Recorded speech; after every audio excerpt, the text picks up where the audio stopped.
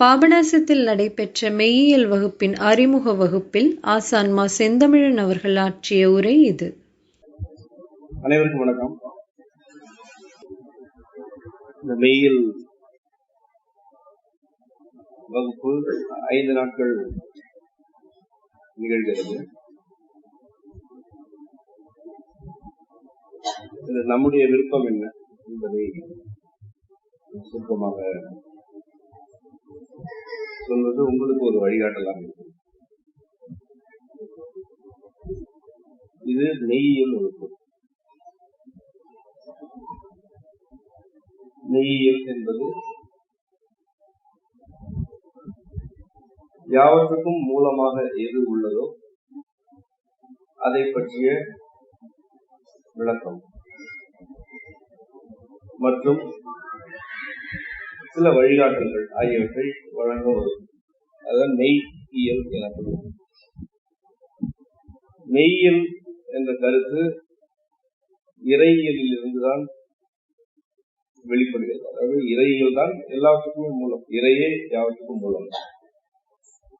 அந்த இறையை பற்றிய கருத்துகளில் இருந்து உண்மை வெளிப்படுகிறது. எது மெய்யோ அது வெளிப்படுகிறது. எனக்கு இந்த இரண்டும் தான் தெரியும். எனக்கு இறையியல்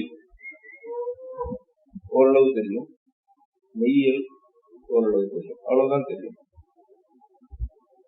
எனக்கு வேறு எதை பற்றியும் தெரியாது. இறையியல் என்ற பெயரால் இன்று புழங்கும் எந்த நம்பிக்கை பற்றியும் எனக்கு தெரியாது, அக்கறை இல்லை. அவற்றை பற்றியெல்லாம் எனக்கு அக்கறை இல்லை. சமய நம்பிக்கைகள் பற்றி எனக்கு அவ்வளவு அக்கறை இல்லை. அவற்றின் மீது எனக்கு எந்த பொறுப்பும் இல்லை, அதிகாரமும் இல்லை. அது அவரவருடைய விருப்பத்தின் அடிப்படையிலான. நான் இந்த தமிழ் மரபின் வேரிலிருந்து கிடைத்தவன் உங்களைப் போலவே. இந்த மரபு எதை இறையியல் என்று உணர்த்தியிருக்கிறதோ அதை மட்டுமே நான் அறிவேன். அதன் மீது மட்டுமே எனக்கு பொறுப்பும் அக்கறையும் உண்டு. இந்த மரபிற்கு புறம்பான மாற்றான எதை பற்றியும் எனக்கு தெரியாது. அதை பற்றி எனக்கு கருத்து இல்லை. ஆகவே இது தமிழ் மரபின் மெய்யியல் வகுப்பு. இந்த மரபில் எவையெல்லாம் கோட்பாடுகளாக, கொள்கைகளாக, இறை குறித்த கருத்துகளாக முன்வைக்கப்பட்டிருக்கின்றனவோ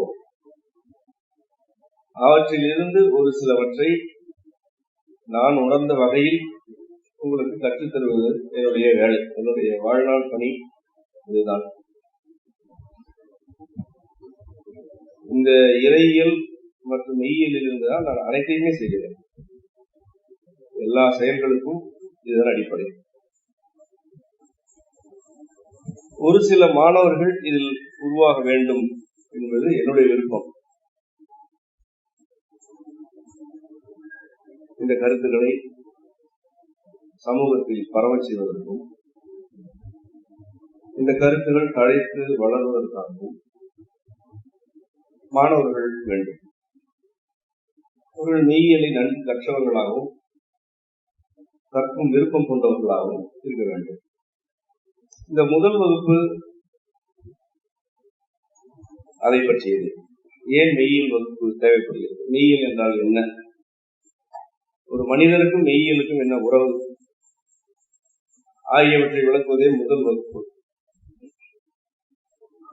மெய்யியல் மாணவராக வேண்டும் என்றால் அதற்கு என்ன தகுதி வேண்டும், எந்த தகுதி இழப்புகள் வேண்டும் ஆகியவற்றை நான் உங்களுக்கு விளக்க விரும்புகிறேன்.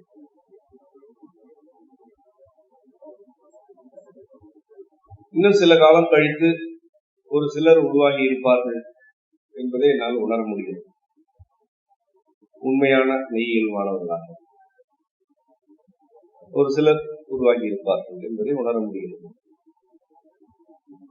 அது என் முயற்சியினால் நிகழ்வதல்ல. அது அந்த தனி மனிதர்களுடைய விருப்பம் மற்றும் அவர்களுடைய சிந்தனையில் உள்ள பிறவி தொடர்ச்சி ஆகியவை தொடர்புடையது. அதையெல்லாம் முன்கணிக்க இயலாது. இவர்கள் தான் வருவார்கள் என்றோ இவர் வரமாட்டார் என்றோ கணிப்பதற்கு நமக்கு எந்த அதிகாரமும் இல்லை, நமக்கு அதை பற்றி தெரியாது. அது தானாக நிகழ்வது. எங்கு எது முளைக்க வேண்டுமோ அங்கு அது முளைக்கும். எதிர்வரும் கால சூழல்களில் மெய்யியல் எனும் கொள்கை மனிதர்களை வழிநடத்துவதாக இருக்கும். இன்றைக்கும் மனிதர்களை அது வழிநடத்த காத்திருக்கிறது. ஆனால் மனிதர்களுக்கு மெய்யியல் கருத்துக்கள் மீது நாட்டம் இல்லை.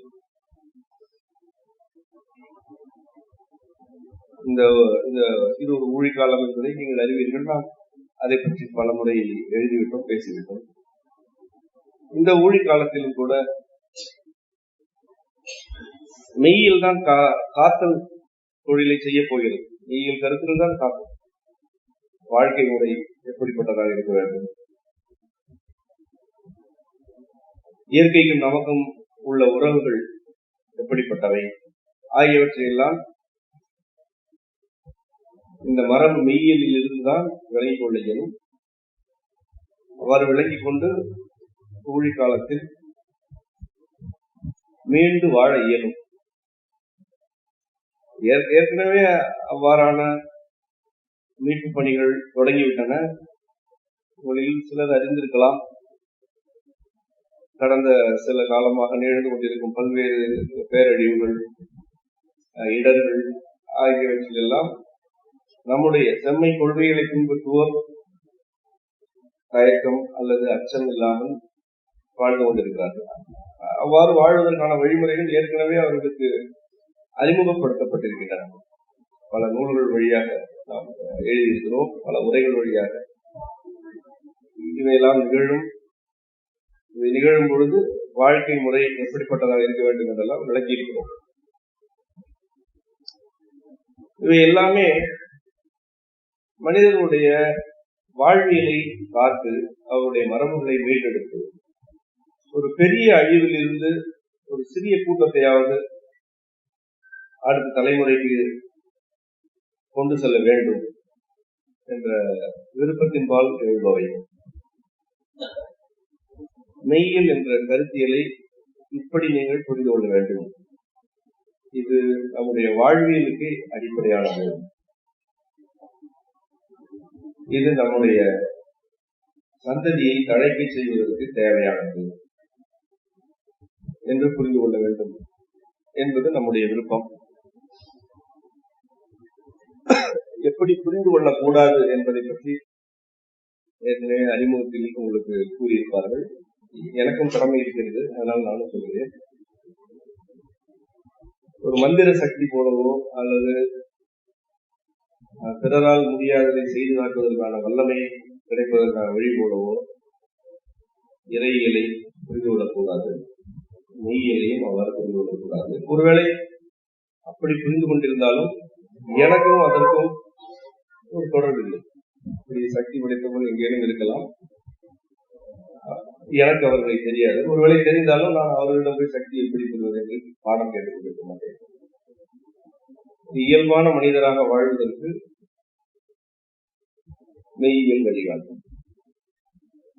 படைத்தவரை உணர்ந்து வாழ்வதற்கு இறையியல் வழிகாட்டும்.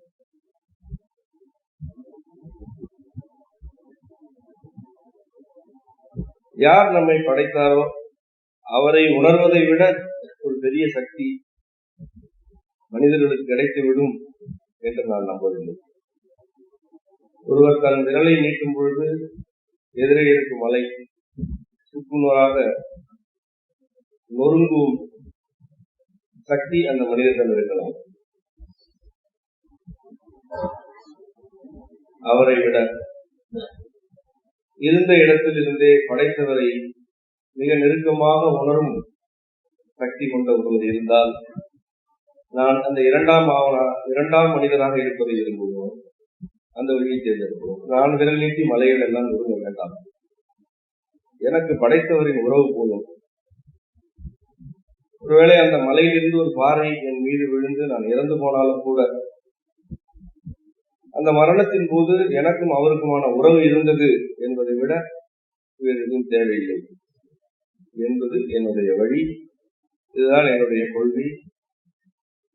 அம்மையப்பருடனான உறவை தவிர வேறு எதுவும் பெரிதல்ல. என்ற உண்மையை உணர்ந்தவன் நான். ஆகவே வல்லமை மிக்க ஆன்மீகவாதிகள், நினைத்தவற்றையெல்லாம் சாதிப்பதற்கு கற்றுக் கொடுப்பவர்கள் பட்டியலில் என்னை யாரும் நினைத்து விட வேண்டாம். அப்படி யாராவது தவறான புரிதலில் வந்திருந்தால் உங்களுக்கு நான் பொருத்தமான மனிதர் அல்ல, உங்களுக்கு பொருத்தமான வகுப்பும் அல்ல. இவ்வளவு எச்சரிக்கையாக பேசிய பிறகும் அடுத்த 4 நாட்களில் ஒரு சிலர் என்னிடம் வந்து செய்வினைகளை பற்றியும் வெள்ளி சூனியங்களை பற்றியும் கேள்வி கேட்பீர்கள் என்பதை நினைக்கும் போது சற்று நடுக்கமாக இருக்கிறேன். ஏனென்றால் ஒவ்வொரு வகுப்பின் தொடக்கத்திலும் நான் இப்படி பேசுவேன். அதன் பிறகு யாராவது வந்து திரும்பி கேள்வி கேட்பார்கள், ஜாதகம் பற்றி கேட்பார்கள், சில சக்தி மிக்க தேவதைகளை பற்றி கேட்பார்கள், சில சாமியார்களுடன் அவர்களுக்கு இருந்த தொடர்பை பற்றி எல்லாம் பேசுவார்கள். தயவுசெய்து இடம் அவர் பேசாதீர்கள். அது எனக்கு தொல்லை என்பதற்காக அல்ல. நீங்கள் யாரிடம் கேள்வி கேட்கிறீர்களோ அவனுக்கு அதை பற்றி எதுவும் தெரியாது என்று பரிதாபப்பட்டு அவனை விட்டுவிடுங்கள். எதுவும் தெரியாத ஒரு சிறுவனிடம் பெரிய கேள்விகளை கேட்டால் அவன் விழிப்பதை தவிர அவன் என்ன செய்ய முடியும்? எனக்கு என்ன தெரியுமோ அவற்றையெல்லாம் நான் எழுதி கொண்டிருக்கிறேன், பேசிக் கொண்டிருக்கிறேன். இந்த வகுப்பிலும் உங்களுக்கு அவற்றையெல்லாம் கற்றுத் தருவதற்காகத்தான் வந்திருக்கிறேன். ஆகவே நான் எவற்றை வெளிப்படுத்துகிறேனோ அவற்றை உள்வாங்கிக் கொண்டது. என்னிடமிருந்து எவை வெளிப்படுகின்றனவோ அவற்றின் மீது ஏதேனும் கேள்வி இருந்தால் கேட்குங்கள். அதுக்கு விளக்கம் அளிப்பதற்கு எனக்கு பொறுப்பு இருக்கிறது. கேள்வி கேட்கும் உரிமை உங்களுக்கு இருக்கிறது. இதுதான் மெய்யியல் பற்றிய நம்முடைய அறிமுகம். மெய்யியல் என்ற ஒரு சிந்தனை ஏன் தேவைப்படுகிறது, அது யாருக்கெல்லாம் வாய்க்கிறது என்று இந்த வகுப்பை பார்ப்போம். மனித சிந்தனையில் 2 நிலைகள் உள்ளன. ஒன்று தன் வினை, மற்றொன்று பிற வினை. இந்த தன்வினை எனப்படுவது பிறரால், பிற பொருட்களால், புற சூழலால் தூண்டப்படாமல் தனக்குள்ளிருந்தே எழும் கருத்துகள் செயல் வடிவம் பெறுதல். இதுவே தன் வினை. ஒரு மனிதர் இருக்கிறார், அவருக்கு சிந்தனை உண்டு. அவருடைய சிந்தனை ஒரு குறிப்பிட்ட போக்கை தேர்ந்தெடுக்கிறது, வாழ்க்கை போக்கை தேர்ந்தெடுக்கிறது. இந்த வாழ்க்கை போக்கின் மீது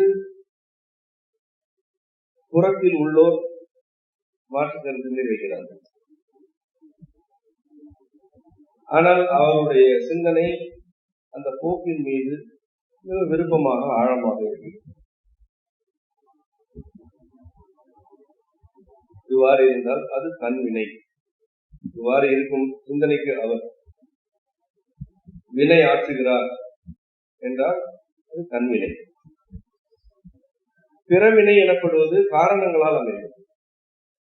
ஒன்றை செய்வதற்கு சில காரணங்கள் தேவைப்படும். அந்த காரணங்களுக்காக அதை செய்கிறீர்கள். சிலர் உங்களை தூண்டுகிறார்கள், நேர்மறையாகவோ எதிர்மறையாகவோ தூண்டுகிறார்கள் என்பதற்காக ஒன்றை செய்கிறீர்கள் அல்லது செய்வதை தவிர்க்கிறீர்கள். செய்தாலும் அது பிறவினை, செய்வதை தவிர்த்தாலும் அது பிறவினை. காரணங்களுக்காக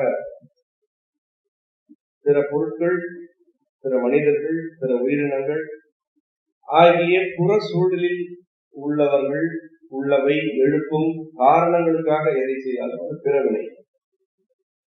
அப்படி எதுவும் இல்லை, எந்த தூண்டலும் இல்லை, எனக்குள் என் சிந்தனையில் ஒரு கருத்து எழுகிறது, அதை நான் செய்கிறேன் என்பதற்காக செய்தால் அது தன்வினை. இறை உணர்தலின் தொடக்கமே இந்த தன்வினைதான். இறை உணர்தல் தன்வினையால் அன்றி பிறவினையால் அமைந்தால் அது உணர்தல் அல்ல, அது நம்பிக்கை, அது சடங்குகள் பால்பட்டது.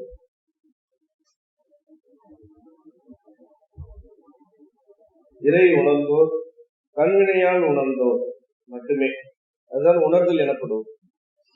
ஒருவர் சொல்லி அவர் சொல்கிறார் என்பதற்காக அவர் சொல்லும் வழிமுறைகளை பின்பற்றுதல் தன்வினையாகும்.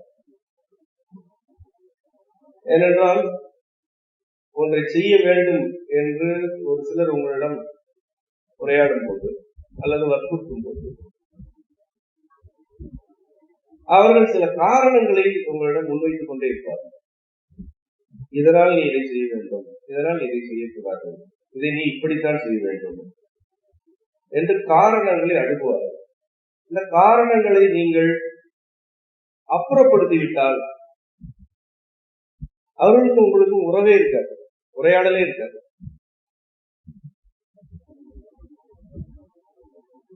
குடும்பத்தில் உள்ளோர், பிற சுற்றத்தார் நீங்கள் எதையாவது செய்ய வேண்டும் என்று எதிர்பார்க்கிறார்கள்.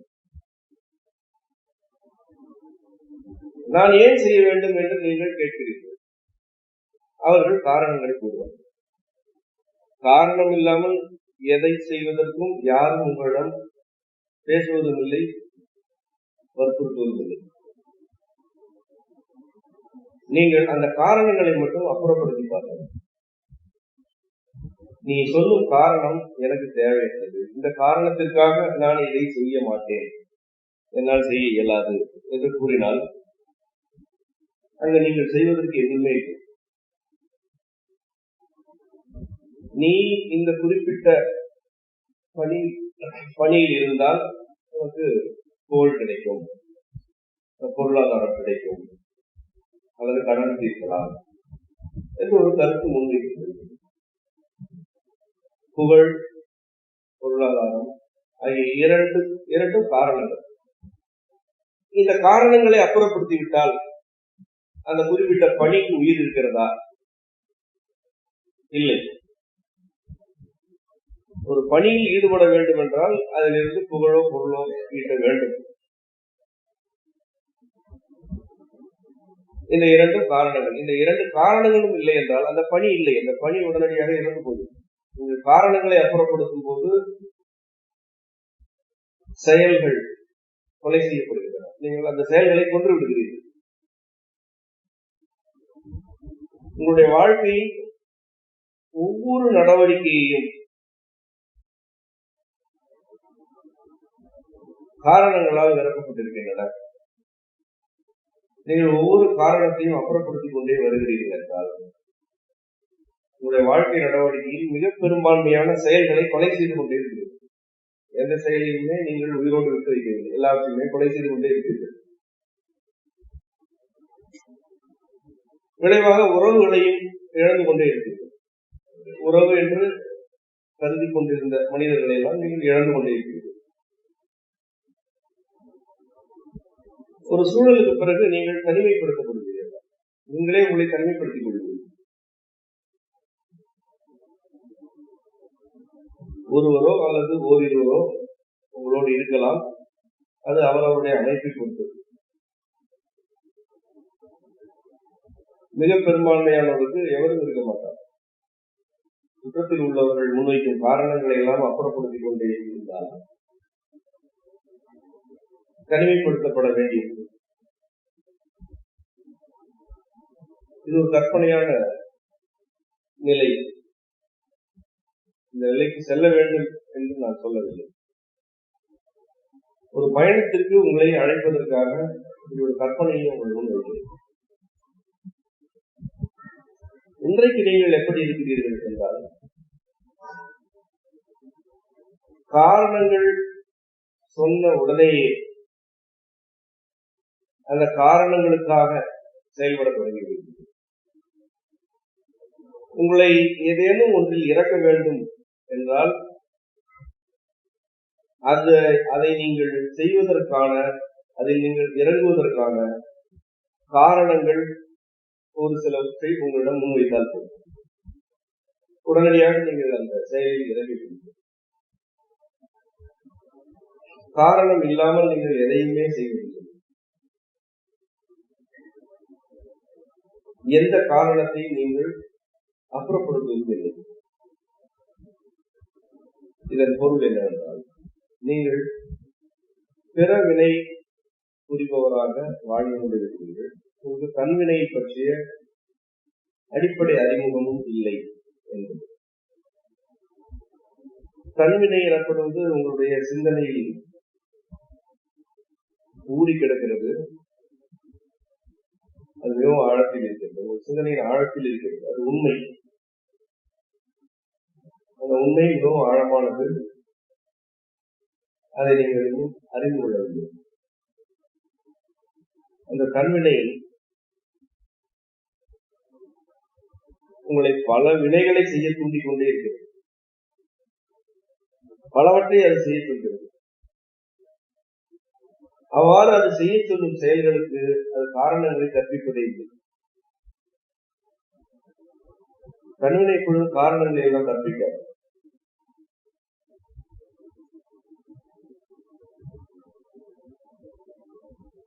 ஒரு மலைப்பகுதியில் இருக்கும்போது மலையில் மழை பொழிந்து மலை இடுக்குகள் வழியாக நீர் ஊற்றெடுத்து ஓடி வரும். மனிதராக பிறந்த அனைவருக்குமே அந்த நீரில் போய் தலை வைக்க வேண்டும் என்ற விருப்பம் எழும். அனைவருக்குமே எழும். அதை உணர்ந்தோர் அந்த நீரில் போய் தலை வைப்பார்கள்.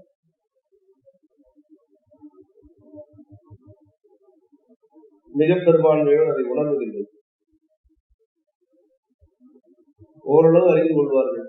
பார்த்தால் பிடித்திருக்கிறது, இது நன்றாக இருக்கிறது, இதில் குளித்தால் நன்றாக இருக்கும் என்று கருதி கொண்டே அந்த இடத்திலிருந்து கடந்து செல்வார்கள்.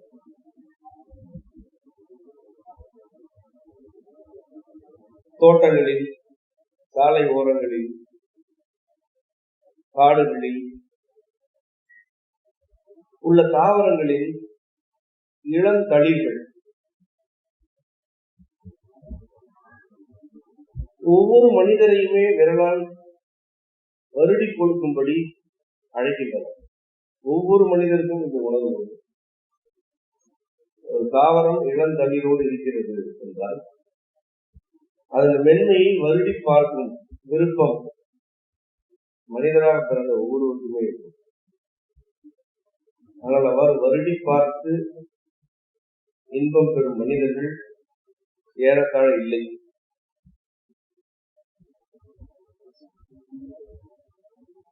ஒரு ஊரில் பெரிய அருவி கொட்டிக் கொண்டிருக்கிறது. அந்த அருவி மூலிகைகள் இருக்கின்றன. அதில் குளித்தால் நோய்கள் தீர்ந்து போகும் என்று ஒரு காரணம் முன்வைக்கப்பட்டால் அந்த ஊரை நோக்கி இந்த எல்லா மனிதர்களுமே படையெடுப்பார்கள். இதே மனிதர்கள் காட்டில் கடந்து செல்லும் பொழுது குளிப்பதற்கு ஆளற்ற ஓடைகளும் சின்னஞ்சிறு அருவிகளும் இருப்பதை பார்த்து கொண்டுதான் செல்வார்கள். அங்கெல்லாம் குளிக்க மாட்டார்கள். கீழே வாகனத்திலிருந்து கீழே கூட இறங்க மாட்டார்கள். ஆனால் ஒரு குறிப்பிட்ட அருவியில் குளித்தால் நோய் தீரும் என்றாலோ, ஒரு குறிப்பிட்ட அருவிக்கு மக்கள் கூடுகிறார்கள் என்ற செய்தியை கேள்விப்பட்டார்கள் அங்கு செல்வார்கள். அங்கு முண்டி அடித்துக் கொண்டு குளிக்க முற்படுவார்கள். அந்த அருவியை சீரழிப்பார்கள். அந்த அருவியின் போக்கில் உள்ள எல்லா ஓடைகளையும் சீரழிப்பார்கள்.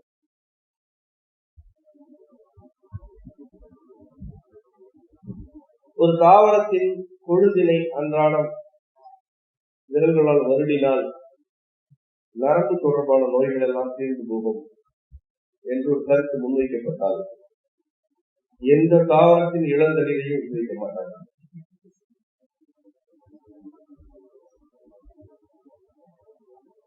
இந்த இரண்டையும் நீங்களும் பார்த்துக் கொண்டிருக்கிறீர்கள். நான் என்ன சொல்கிறேன் என்றால், காரணத்திற்காக எதையுமே செய்யாதீர்கள் என்பது ஒரு வரட்டுவாதம். அந்த வரட்டுத்தனத்திற்கு நான் உங்களை அழைக்கிறேன். நான் தொடக்கத்திலே குறிப்பிட்டேன், மனித சிந்தனை 2 நிலைகளில் உள்ளது. ஒன்று தன்வினை, இன்னொன்று பிறவினை. இரண்டுமே உண்டு. ஆனால் ஒருவர் தன்னுடைய வாழ்நாளில் 2வது நிலையை குறைத்துக் கொண்டு முதல் நிலையை நிரூபித்துக் கொண்டு வாழ்கிறார் என்றால் அவர் இயல்பாகவே இறையை உணர்ந்து விடுகிறார். அவர் இயல்பாகவே இறையியலை கற்றுக்கொள்கிறார். அவர் மிக இயல்பாக மெய்யியலை கற்பவராகி விடுகிறார். அவருக்கு பெரிய பாடங்கள் தேவையில்லை, அவருக்கு பெரிய நூல்கள் தேவையில்லை. ஏனென்றால் எல்லா பாடங்களுமே தன்வினை என்ற சிந்தனையின் முதல் நிலையில் உள்ளது. அங்குதான் அம்மையும் அப்பனும் அரு உருவமாக அமர்ந்திருக்கிறார்கள். அங்கு அவர்கள் எல்லா பாடங்களையுமே கற்றுத்தருகிறார்கள். ஆகவே 2வது நிலையை குறைத்துக் கொள்ளுங்கள். காரண காரியங்களை பற்றிக் கொண்டிருக்காதீர்கள். மெல்ல மெல்ல பிறவினைகளை குறைத்துக் கொண்டு தன்வினைகளை நோக்கி திரும்புங்கள் என்பதுதான் நான் உங்களுக்கு கற்றுத்தரும் பாடம்.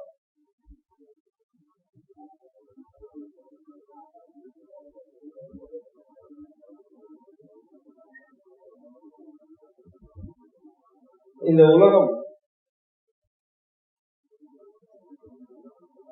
மனிதர்களுக்கு புலனாகும் அளவிற்கு வேறு எந்த உயிரினத்திற்கும் புலனாகவில்லை. வேற எந்த உயிரினத்தை காட்டிலும் மனிதர்கள் இந்த உலகை ஆழமாக செறிவாக உள்வாங்கும் திறனுடன் படைக்கப்பட்டிருக்கிறார்கள். நாம் மனித பிறவி என்ற நிலையை அடைந்திருக்கிறோம். இதற்கு முன்பு நாம் பல்வேறு பிறவி நிலைகளில் வாழ்ந்தோம், பல்வேறு உயிரின நிலைகளில் வாழ்ந்தோம். அவற்றையெல்லாம் உள்வாங்கி செறித்துவிட்டு மனித பிறவி என்ற நிலைக்கு வந்துவிட்டோம். இந்த பிறவி நிலையில் இந்த பேரண்டத்தை நம்முடைய 5 புலன்களாலும் உள்வாங்குகிறோம். 6வது அறிவாகிய மனதின் வழியாகவும் இந்த பேரண்டத்தை நாம் புரிந்து கொள்கிறோம், உள்வாங்குகிறோம். பிற உயிரின கூட்டத்திற்கும் நமக்குமான இந்த வேறுபாடு எதை சொல்கிறது? எதற்காக இந்த வேறுபாடு அமைக்கப்பட்டிருக்கிறது? ஒரே ஒரு காரணம் தான் உண்டு, அது ஒரு அடிப்படை தான் உண்டு. இந்த பிறவி நிலையில் இந்த பேரண்டத்தை நீ உள்வாங்கு. இந்த பேரண்டமே இறையின் வடிவம்தான். இந்த பேரண்டத்தில் உள்ள ஒவ்வொரு துகளும் அம்மையப்பரின் வடிவங்களே. இந்த பேரண்டத்தை நீ உள்வாங்குவீர். அம்மையப்பரின் மூலத்தை, அம்மையப்பரின் மூல வடிவத்தை நீ உணரத் தொடங்குகிறாய். இந்த பிறவியே உனக்கு படைத்தவரை உணர்வதற்காக மட்டுமே வழங்கப்பட்டிருக்கிறது. அதனால்தான் உனக்கு 6வது அறிவாகிய மனம் வழங்கப்பட்டிருக்கிறது. உடல் வளர்ப்பதற்கும் இனத்தை பெருக்குவதற்கும் 5 அறிவு போதும். 6வது அறிவு தேவையில்லை. 5 அறிவு கொண்ட உயிரினங்கள், 5 அறிவு வரையிலான எல்லா உயிரினங்களும் உடல் வளர்க்கின்றன, இனத்தை பெருக்குகின்றன. இந்த 2ஐயும் மனிதர்களை விட சிறப்பாக செய்கின்றன. மிக நீண்ட காலமாக செய்து வருகின்றன. இன்னும் நீண்ட காலம் மனிதர்களுக்கு பிறகும் அந்த உயிரினங்கள் எல்லாம் இங்கு வாழப்போகின்றன. ஆகவே இருத்தல், வாழ்க்கை தக்க வைத்தல் ஆகிய சொற்கள் எல்லாம் உங்களுக்கானவை அல்ல. அவையெல்லாம் பிற விலங்குகளுக்கும் பறவைகளுக்கும் தாவரங்களுக்குமானது. உங்களுக்கு என்று ஒரு சொல் உள்ளது, அது உணர்தல். உங்களுடைய பிறவிக்கென்று ஒரு இயல்பு உண்டு, அது உணர்தல். இந்த உணர்தல் என்ற கருத்தை அப்புறப்படுத்திவிட்டால் உங்களுக்கும் பிற உயிரினங்களுக்கும் எந்த வேறுபாடுமே இல்லை. நீங்கள் எவ்வளவு விளக்கங்களை கொடுத்தாலும் இறுதியில் என்ன செய்ய போகிறீர்கள்? உடல் வளர்க்கப் போகிறீர்கள், இனத்தை பெருக்குவதற்கு முயற்சி செய்ய போகிறீர்கள். இந்த இரண்டையும் அவையெல்லாம் மிக நன்றாக செய்கின்றன. இவ்வளவு முயற்சி செய்யாமல் வாழ்க்கையை பற்றி நீங்கள் உரையாடும் போது காரணங்களை அப்புறப்படுத்திவிட்டு உங்களால் உரையாட முடிகிறதா என்று நான் பார்க்கிறேன். உங்களுடைய உரையாடல்களை எல்லாம் பார்க்கிறேன். ஒரு சிலர் என்னோடு உரையாடும் போதும் அப்படியெல்லாம் பார்க்கிறேன். வாழ்க்கையை பற்றி உங்களுடைய புரிதல்கள் யாவை? எதற்காக வாழ வேண்டும் என்கிறீர்கள் என்றால் வரிசையாக காரணங்களை சொல்கிறீர்கள். இந்த காரணங்கள் மாறிக்கொண்டே இருக்கின்றன. ஆனால் எந்த வயதில் உங்களை நிறுத்தி எதற்காக வாழ்கிறாய், எதற்காக வாழ துடிக்கிறாய் என்று கேட்டால் சில காரணங்களை அடுக்குவீர்கள்.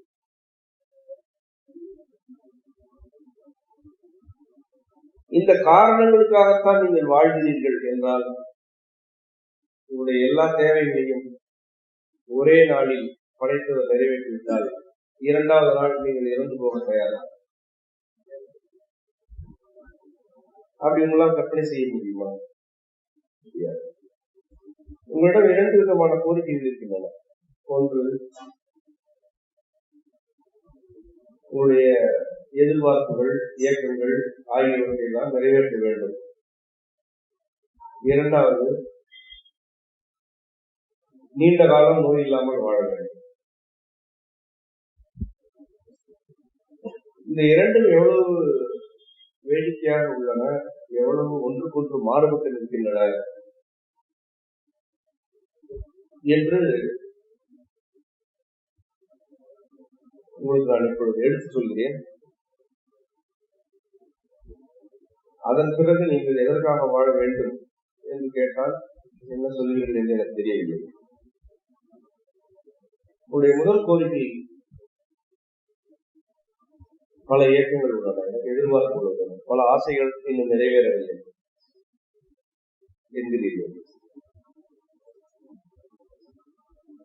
இவை அனைத்துமே நிறைவேறிவிட்டால் அடுத்து என்ன செய்வாய் என்று ஒரு கேள்வியை நீங்களே கேட்டுக்கொள்ளும். எவற்றையெல்லாம் எட்டி பிடிக்க வேண்டும் என்று எழுதுகிறீர்களோ அவை அனைத்தையுமே எட்டி பிடித்து விட்டீர்கள் என்று கற்பனை செய்து கொள்ளுங்கள். அதன் பிறகு உங்களுக்கு என்ன இருக்கும்? என்ன இருக்கும் என்றால் புதிய இயக்கங்கள், புதிய ஆசைகள், புதிய கற்பனைகள் இருக்கும். ஏதாவது ஒரு நிலையில் என்னுடைய இயக்கங்கள் எல்லாம் தீர்ந்தன என்று சொன்னது உண்டா? நீங்கள் அப்படி கருதியது உண்டா? இதற்கு மேல் கேட்பதற்கு எதுவும் இல்லை என்று கற்பனையாவது செய்திருந்தா? எந்த வயதிலாவது செய்வீர்களா? எந்த பொருளாதார நிலை வந்த பிறகாவது செய்வீர்களா? செய்ய மாட்டீர்கள். ஒருவேளை அப்படி நீங்கள் ஒரு நிலைப்பாட்டை எடுத்துவிட்டால் என்ன நிகழும் என்றால், இனி எதற்கு வாழ வேண்டும் என்ற மரணத்தின் மீதான இயக்கம் வந்துவிடும். இதுவரை அது பொருள்களின் மீதான இயக்கமாக, சில மனிதர்களின் மீதான இயக்கமாக இருந்தது. அவற்றை நீங்கள் அடைந்த பிறகு அது மரணத்தின் மீதான இயக்கமாக. இங்குதான் உங்களுடைய இரண்டாவது கோரிக்கையோடு நீங்கள் மாறுபடுகிறீர்கள். உங்களுடைய இரண்டாவது கோரிக்கை என்னவென்றால், நோய் இல்லாமல் வாழ வேண்டும், நீண்ட ஆயுளுடன் வாழ வேண்டும். முதல் கோரிக்கை என்னவென்றால், என்னுடைய இயக்கங்கள் எல்லாம் தணிக்கப்பட வேண்டும். இயக்கங்களை தணித்தால் உனக்கு வாழ்வதற்கு காரணம் இல்லை, நீ உடனே வந்து சேர்ந்து விடுவார். ஆகவே இயக்கங்கள் இருக்கட்டும் என்கிறேன் நான். ஆனால் நீ என்ன சொல்கிறாய் என்றால், நான் நீண்ட காலம் வாழவும் வேண்டும், இயக்கங்களை எல்லாம் உடனே கணிக்கவும் வேண்டும் சொல்கிறாய். எல்லா இயக்கங்களுமே கணிந்து விட்டால் நீ அங்கு இருக்க மாட்டாய். நீ அங்கு இருப்பதே இயங்கிக் கொண்டிருப்பதால் தான். இது உண்மை. இந்த உண்மையை ஏன் இங்கு நான் விளக்குகிறேன் என்றால், மனிதர்கள் வாழ்வதற்கு ஒரு காரணம் தேவையில்லை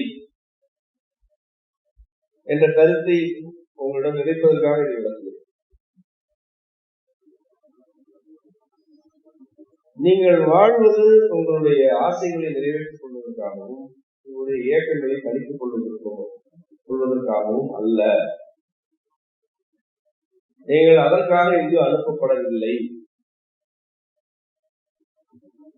நீங்கள் எதற்காக இங்கு வந்தீர்களோ அதற்கு எந்த காரணமும் இல்லை.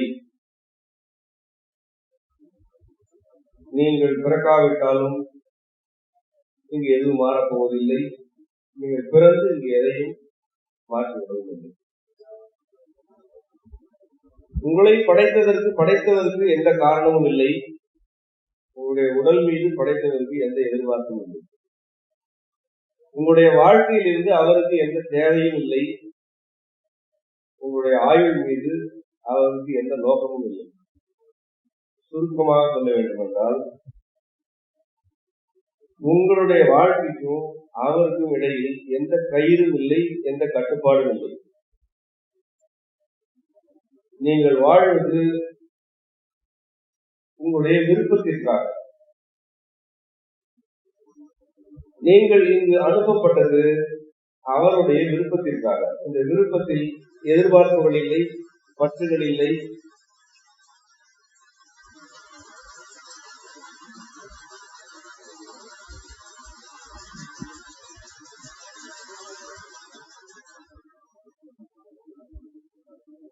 அம்மையப்பருக்கும் உங்களுக்கும் இடையே எவ்விதமான கண்காணிப்பும் இல்லை, கட்டுப்பாடும் இல்லை.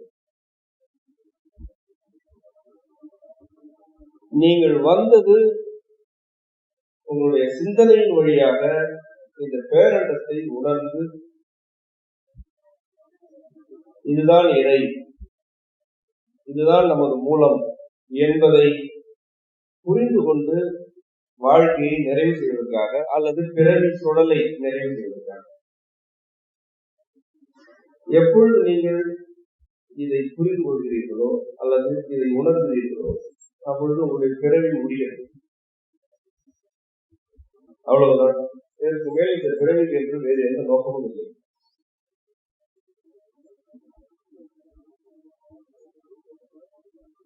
இதுதான் கண்வினையுடைய சிறப்பு. கண்வினை தான் இந்த கருத்துக்களை எல்லாம் உங்களிடம் முன்வைத்துக் கொண்டிருக்கிறது. உங்களுடைய கண்வினையும் என்னுடைய கண்வினையும் ஒன்று. அதனால்தான் நீங்கள் இங்கு வந்திருக்கிறீர்கள். அதனால்தான் நீங்கள் என்னை போன்ற ஒருவனுடைய உரைகளை எல்லாம் கேட்கிறீர்கள். சமகாலத்தில் வெற்றி பெறும் மனிதர்களை உருவாக்குவதற்கு பலர் முயற்சி செய்கிறார்கள். ஆனால் நானோ வெற்றி தோல்வி ஆகிய இரண்டை பற்றியுமே பொருட்படுத்தாத மனிதர்களை அரவணைப்பதற்கு வாழ்ந்து கொண்டிருக்கிறேன். வெற்றி தோல்வி ஆகிய இரண்டும் இல்லாத உண்மையான வாழ்க்கையை வாழ்வதற்கு பல ஆயிரம் மனிதர்கள் இருக்கிறீர்கள் என்பதை எனக்கு மிக மகிழ்ச்சியாக இருக்கிறது. இவ்வாறான கருத்துக்களை எல்லாம் நான் வெளிப்படுத்த தொடங்கிய போது ஒரு தனி ஆள். நான் கண்வினை ஆற்றுபவன். பொதுவாகவே என்னுடைய வாழ்க்கையை கண்வினைகள். ஓரளவிற்கு மேல் காரணம் கேட்டால் எதற்குமே என்னால் காரணம் சொல்ல இயலாது. எல்லாமே பெரும்பகுதி கண்வினைகள். இந்த கண்வினை வழியாகத்தான் மனிதர்களை ஆற்றுப்படுத்த இயலும் என்பதை நான் நன்கு உணர்ந்திருக்கிறேன். பலருடைய வாழ்க்கையில் இருந்த மாற்றங்களின் வழியாக அது மெய்ப்பாடடைய கண்டிருக்கிறேன்.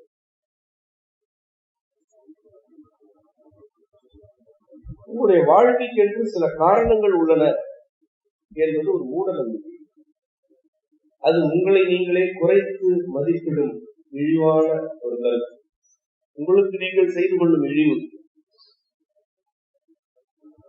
என்னுடைய வாழ்க்கைக்கு என்று இவ்வளவு காரணங்கள் இருக்கின்றன என்று ஒருவேளை நீங்கள் அடுக்கிக் கொண்டே சென்றால் உங்கள் மீது நீங்களே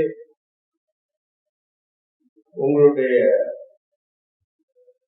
காலணிகளையும் பிற இழிவுகளையும் வீசிக்கொண்டே இருக்கிறீர்கள் என்று அதற்கு பொருள். நீ எதற்கு வாழ்கிறாய் என்று யாராவது கேட்டால் எனக்கு தெரியாது, நான் வாழ்கிறேன் அவ்வளவே என்று சொன்னால் அது உண்மை. அதுதான் உண்மை. அதுதான் இறுதி உங்களுடைய இறுதி கணக்கில் அதுதான் இருக்க போகிறது. இவ்வாறு காரணங்களுக்கு அப்பாற்பட்ட வாழ்க்கையை வாழும்போது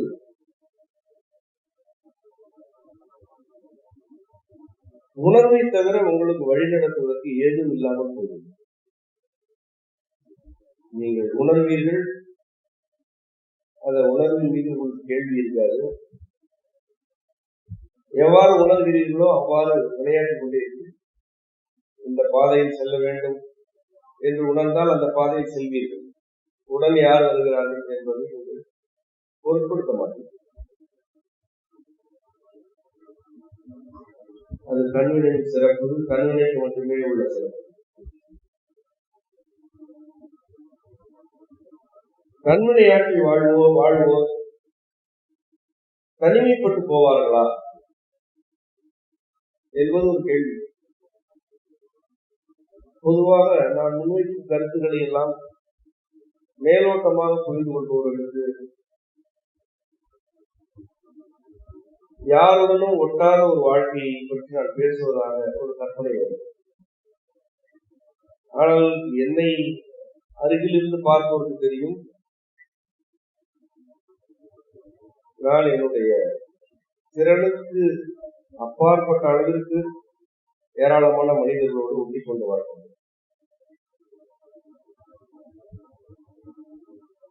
இன்னும் பல ஆயிரம் மனிதர்களோடு ஒட்டி வாழப் போகின்றனர்.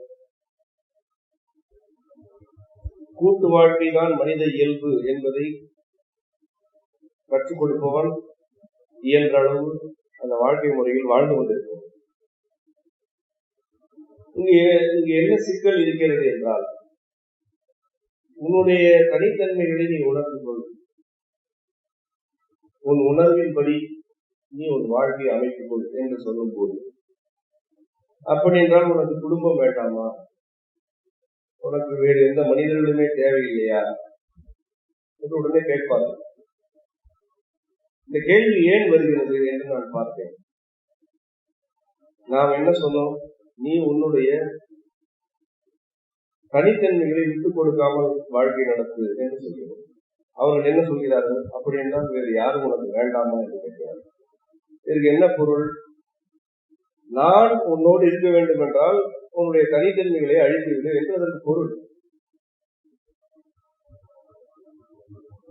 நான் என்னுடைய இயல்பின்படி வாழ்கிறேன் என்று நான் சொல்லும் போது எதிரே இருப்பவர் அப்படி என்றால் நான் வேண்டாமா என்று கேட்டால் என்ன பொருள் அதற்கு? நான் உன்னுடைய இயல்புக்கு எதிரானவன் அல்லது எதிரானவள் என்று பொருள். வேற எந்த பொருளும் இல்லை. ஆனால் அதுவா நம்முடைய கருத்து?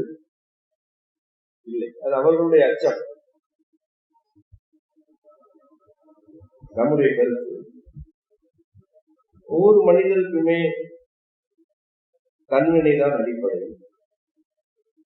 கண்வினை எனப்படுவது காரணங்களுக்கு அப்பாற்பட்டது, அதற்கு காரணங்கள் தேவையில்லை. அவ்வாறு கண்வினையால் வாழும் போது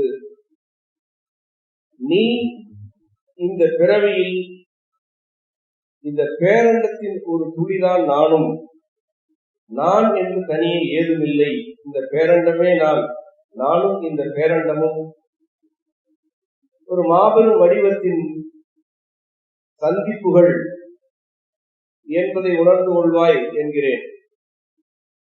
இந்த பேரண்டமே உன் உறவு என்பதை நீ உணர்வதற்கான வழிதான் கண்வினைப்படி வாழ்தல். இதில் எதிரே இருக்கும் மனிதர் எப்படி அந்நியமாவா? எதிரே இருக்கும் மனிதருக்கும் நமக்கும் என்ன பகைமை இருக்கிறது? இந்த வாழ்க்கையில் பகைமையும் இல்லை, நட்பும் இல்லை. எதிர்பார்ப்புகள், இயக்கங்கள், வாக்குறுதிகள் இருக்கும் இடத்தில் தான் பகைமை இருக்கும், நட்பு இருக்கும். இந்த கண்வினை வாழ்க்கையில் என்ன எதிர்பார்ப்பு இருக்கிறது? உடன் இருக்கும் மனிதர் சிலவற்றை செய்து கொடுக்கிறார் என்ற காரணத்திற்காக அவரை அருகே வைத்துக் கொண்டால் அங்கு நட்பு இருக்கும். அவர் செய்து கொடுக்கவில்லை என்றால் அந்த நட்பு குறையாது. ஒரு மனிதர் என்னோடு இருப்பதற்கு எந்த காரணமும் தேவையில்லை என்னும்போது அவருக்கும் எனக்கும் எப்படி நட்பு இருக்கும், அல்லது அவருக்கும் எனக்கும் என்ன பகை ஏற்பட்டுள்ளது? உங்களுக்கும் உங்களுடைய சுற்றத்தாருக்கும் இடையில் உள்ள காரணங்களை எல்லாம் நீங்கள் அப்புறப்படுத்திவிட்டு உங்களுடைய சுற்றத்தாருடைய முகங்களை எல்லாம் பாருங்கள். எதிரே நின்று பார்க்காதீர்கள். உங்களுடைய கண்களை காட்டி கொடுத்துள்ளோம். தனியே உட்கார்ந்து கற்பனையாக இந்த காரணங்கள் எல்லாம் இல்லை என்றால் இவரோடு நாம் இருப்போமா அல்லது நம்மோடு இவர் இருப்பாரா என்ற கேள்வி கொஞ்சம் துணிச்சலாக கேட்டுப்பாரு. உங்களுக்கே நிறைய விடைகள் கிடைக்கும்.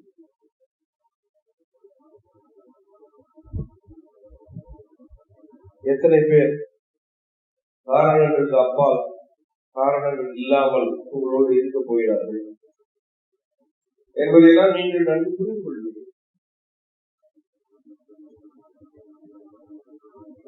சில காரணங்களுக்காகத்தான் இவர்கள் நம்மோடு இருக்கிறார்கள் என்பதை நீங்கள் புரிந்து கொண்ட பிறகு அவர்களை அப்புறப்படுத்த வேண்டுமா?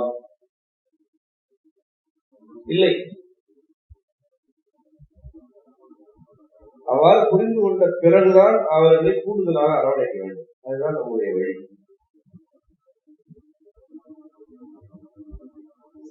அவர்களை அரவணைக்க வேண்டும்.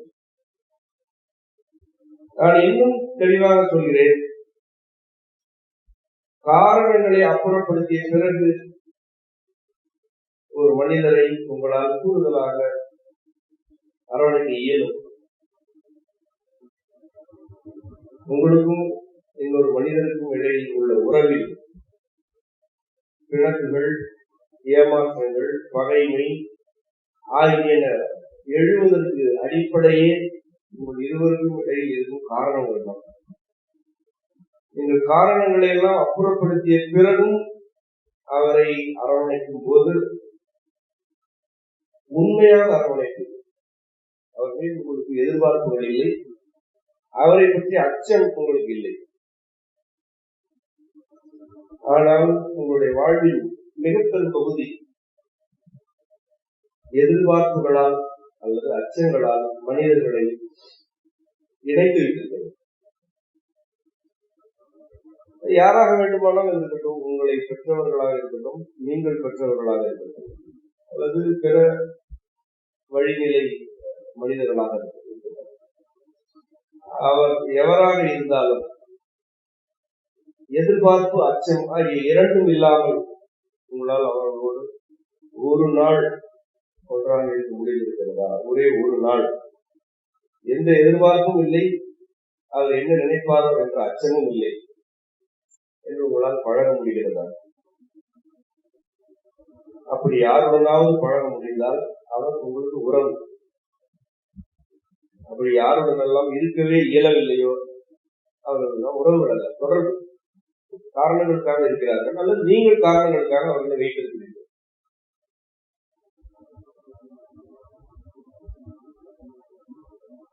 இந்த சமூகத்தில் நான் சந்தித்த மனிதர்களில் ஏறத்தாழ அனைவரும் ஏன் இறையியல் வறட்சிக்கு ஆட்பட்டிருக்கிறார்கள் என்பதை நான் ஓரளவு புரிந்து கொண்டேன்.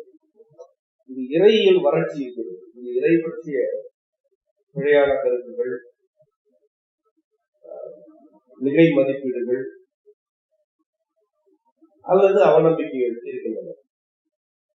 ஏன் இவ்வளவு இறையியல் வறட்சி இருக்கிறது என்று பார்க்கும்போது அடிப்படையான ஒரு சிக்கலை நான் புரிந்து கொண்டேன். இந்த மனிதர்கள் தமக்குள் உள்ள உறவில் கூட நம்பிக்கையற்றவர்களாகவும் நல்லிணக்கமற்றவர்களாகவும் இருக்கிறார்கள். ஒவ்வொரு மனிதருடைய வாழ்நாளின் பெரும் பகுதியும் தன் சுற்றத்தாரோடு உள்ள பிணக்குகளிலும் அவர்கள் மீது உள்ள ஏக்கங்களிலும் அச்சங்களிலும் வீணாக்கப்படுகின்றது.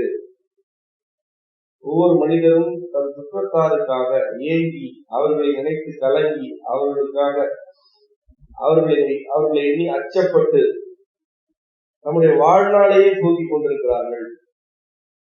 இவர்களுடைய அதிகப்படியான இலக்கு எனப்படுவது தொடர்ச்சியாக ஒரு சில நாட்கள் உடன் இருப்பவர்களிடம் நல்லிணக்கமாக இருப்பது. இது ஒரு மிகப்பெரிய சாதனை. ஓரிரு நாட்கள் எந்த பூசலும் இல்லாமல், எவ்விதமான அச்ச உணர்ச்சியும் இல்லாமல், ஏக்கமும் இல்லாமல் கணவன் மனைவியுடனோ, பிள்ளைகள் பெற்றோருடனோ, நண்பர்களுடனோ இருந்தால் அது ஒரு பெரும் சாதனையாக இருக்கிறது.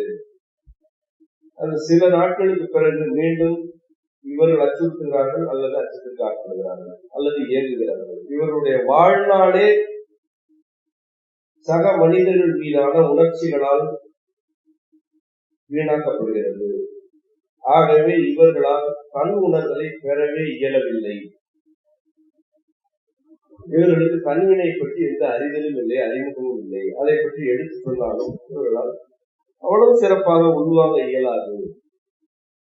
ஏனென்றால் எவ்வளவு ஆழமான கருத்தை குறிப்பிட்டாலும் அந்த கருத்தை தன்னோடு வாழும் சக மனிதர்களின் எச்சரிக்கைகள், அச்சங்கள், அவருடைய மாற்று கருத்துகள் ஆகியவற்றோடு உரசி பார்த்து, இதை அங்கு சொன்னால் ஈடுபடுமா, இதை இங்கு சொன்னால் ஈடுபடுமா, இதை பற்றி வெளியே பேசினால் என்ன நினைப்பார்கள் என்ற கணக்கீடுகளிலேயே இவர்கள் உன்னதங்களை எல்லாம் வீணடிக்கிறார்கள் என்பதை நான் புரிந்து கொண்டேன். இது முறையான புரிதலா, பிழையான புரிதலா என்பதை நீங்கள் தான் அறிவீர்கள்.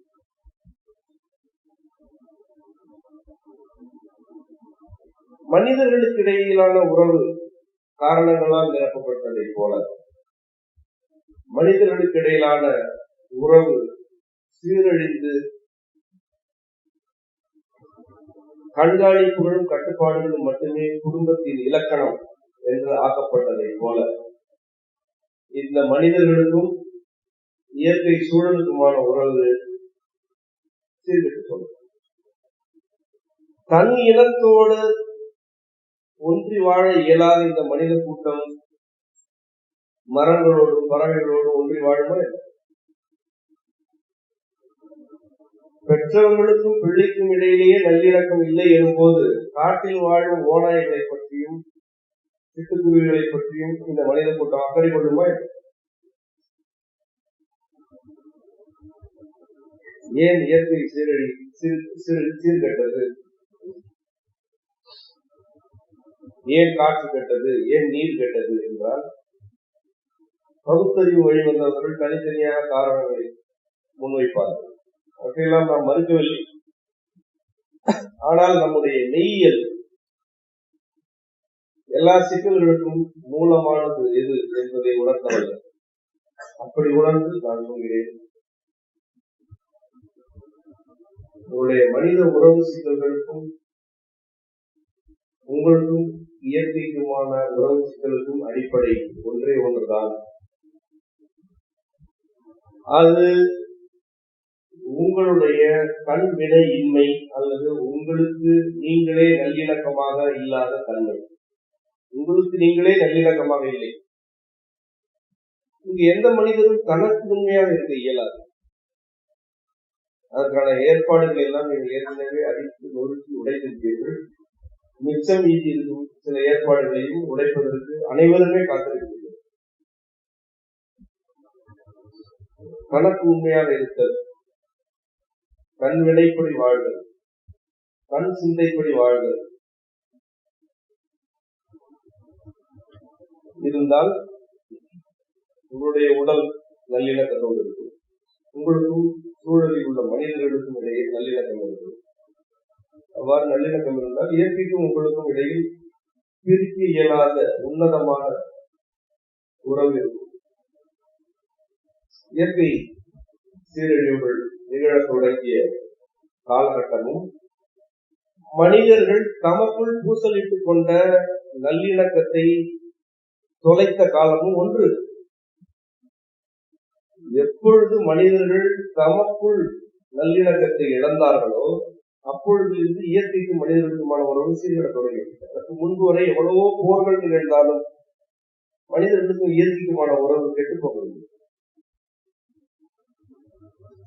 மனிதர்கள் ஒருவரோடு ஒருவர் கை குலுக்குவதற்கும் கட்டிப்பிடிப்பதற்கும் காரணங்களை தேட தொடங்கிய பிறகு ஒரு மரக்கன்றை நடுவதற்கு காரணம் தேவைப்பட்டது.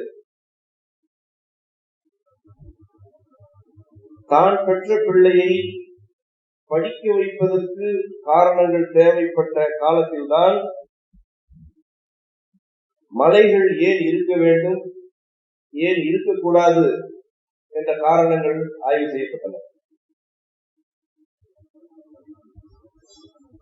பிள்ளை பிறந்தால் வாழும் உரிமை அந்த பிள்ளைக்கு உண்டு, விருப்பமான வாழ்க்கையை தேர்ந்தெடுக்கும் உரிமை அந்த பிள்ளைக்கு உண்டு என்ற அறியாமை, குழந்தைத்தன்மை படைப்பின் இயல்பு இருந்தவரை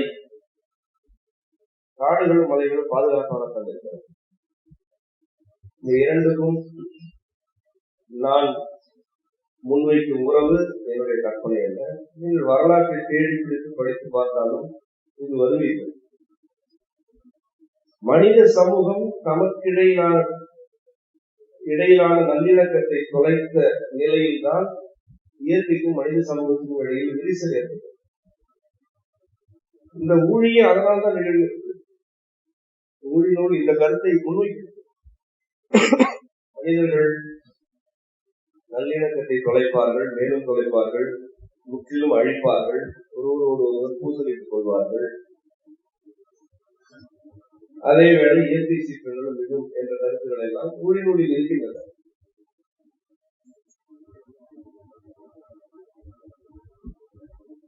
நான் தன்வினை பற்றி உங்களுக்கு விளக்குவதற்காக 2 சான்றுகளை அல்லது கற்பனை காட்சிகளை முன்வைத்தேன். மலையில் இருந்து ஒழுகும் நீரில் குளிக்க வேண்டும் என்ற எண்ணம் தோன்றுவது எல்லா மனிதர்களுக்கும் உள்ள இயல்பு என்றேன். ஒரு தாவரத்தின் இளம் துளிரை வருட வேண்டும் என்ற விருப்பம் எல்லா மனிதர்களுக்கும் உண்டு என்று அதை நான் எப்பொழுதுமே மாற்றிக்கொள்ள மாட்டேன். அவர் எந்த மனிதராக இருந்தாலும் இந்த இரண்டும் அவருடைய இயல்பில் உண்டு. இயற்கையின் பொருட்களை, உறுப்புகளை பார்க்கும் போது மகிழ்ச்சி அடைவதும் பரவசம் அடைவதும் அந்த உறுப்புகளை ஆற கழுவ வேண்டும் என்று தவிப்பதும் மனித பிறவியின் இலக்கணம். அது மனித பிறவியின் இலக்கணம், மனித பிறவியின் இயல்பு. மனித சிந்தனையில் படைத்தவரால் வழங்கப்பட்ட ஒரு கூறு இயற்கை மீதான காதல். நான் உங்களை ஒரு கேள்வியால் சிந்திக்க தூண்டுகிறேன்.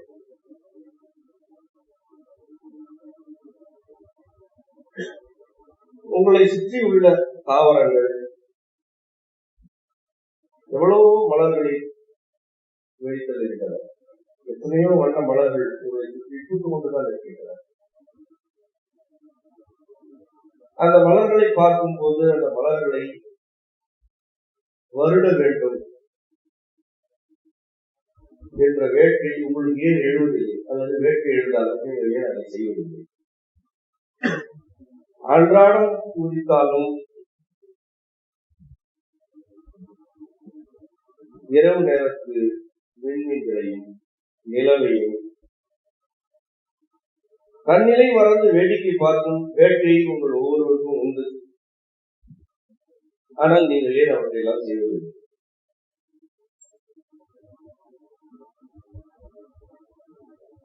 ஏன் உங்களால் இயற்கையின் அங்கங்களை வருடி கொடுக்க வேண்டும் என்ற இடத்திற்கு செல்லவே முடியவில்லை? ஏன் அவற்றை நீங்கள் செய்வதில்லை? இந்த வேட்கை உங்களிடம் இல்லையா? இருக்கிறது. அழகிய மலர்களின் புகைப்படங்களை நீங்கள் வைத்திருக்கிறீர்கள், உங்களுடைய கருவிகளில் வைத்திருக்கிறீர்கள். அவற்றையெல்லாம் ஊடகங்களில் கண்டால் பார்த்து கொண்டே இருக்கிறீர்கள், அல்லது பல மலர்களுடைய படங்களை எல்லாம் உங்களுடைய கருவிகளில் எல்லாம் வைத்துக் கொண்டிருக்கிறீர்கள்.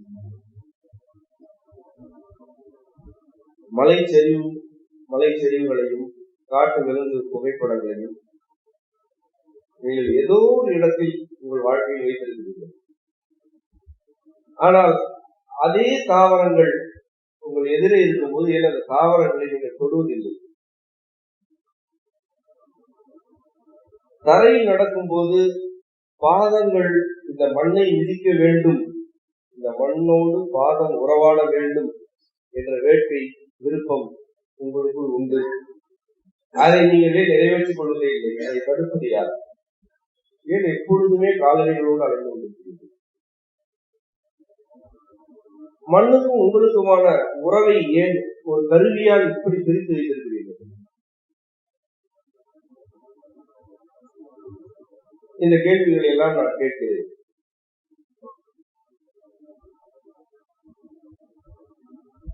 இந்த கேள்விகளுக்கெல்லாம் நீங்கள் நிச்சயமாக பதில் வைத்திருக்கிறீர்கள். அந்த பதில்கள் சில காரணங்களாக இருக்குமே தவிர வேறு எதுவாகவும் இருக்காது.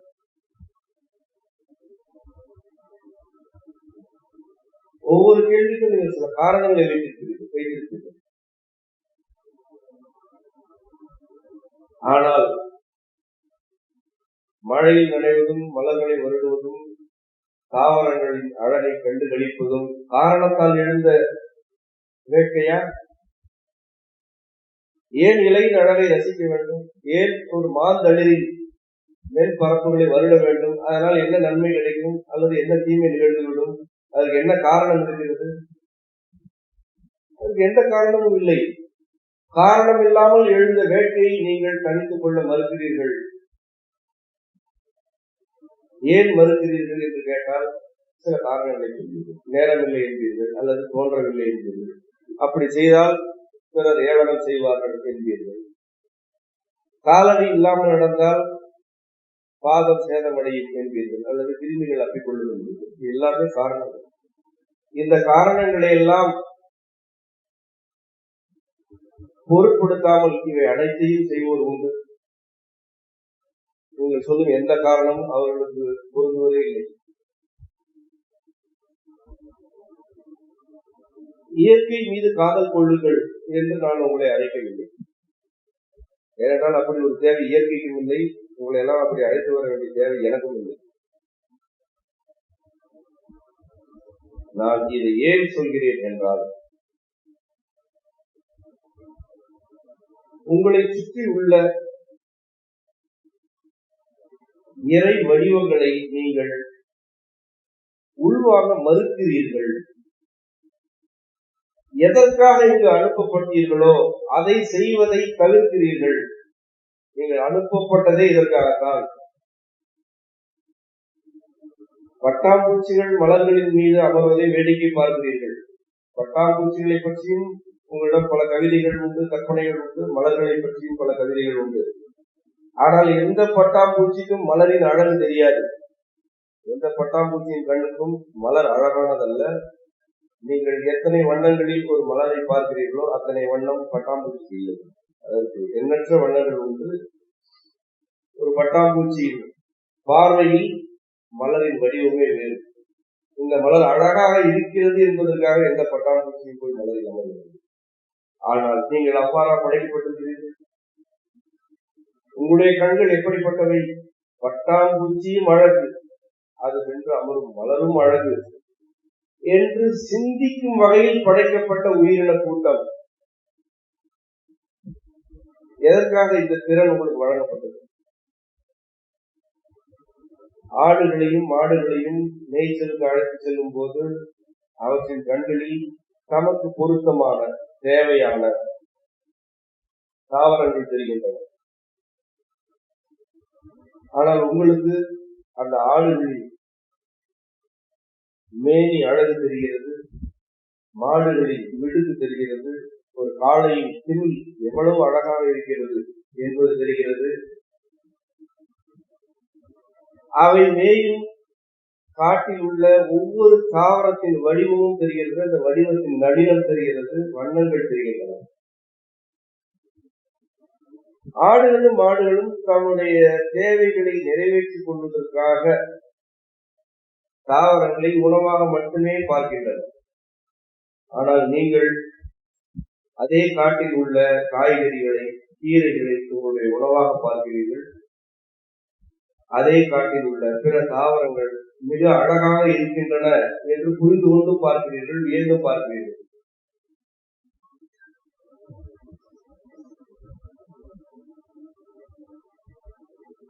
உங்களுடைய தேவைகளை நிறைவேற்றிக் கொள்வதற்கான அறிவு உங்களிடம் உண்டு.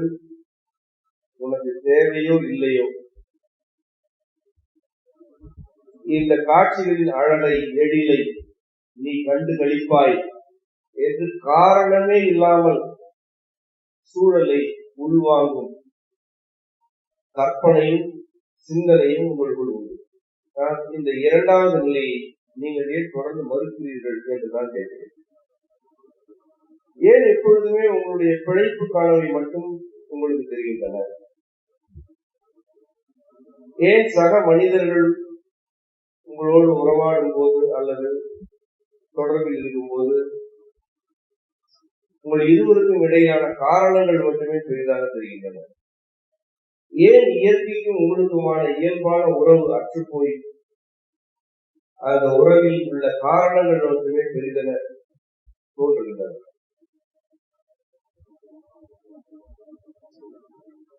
ஏனென்றால் நீங்கள் பிறவினைக்கு பழக்கப்பட்டுள்ளீர்கள்.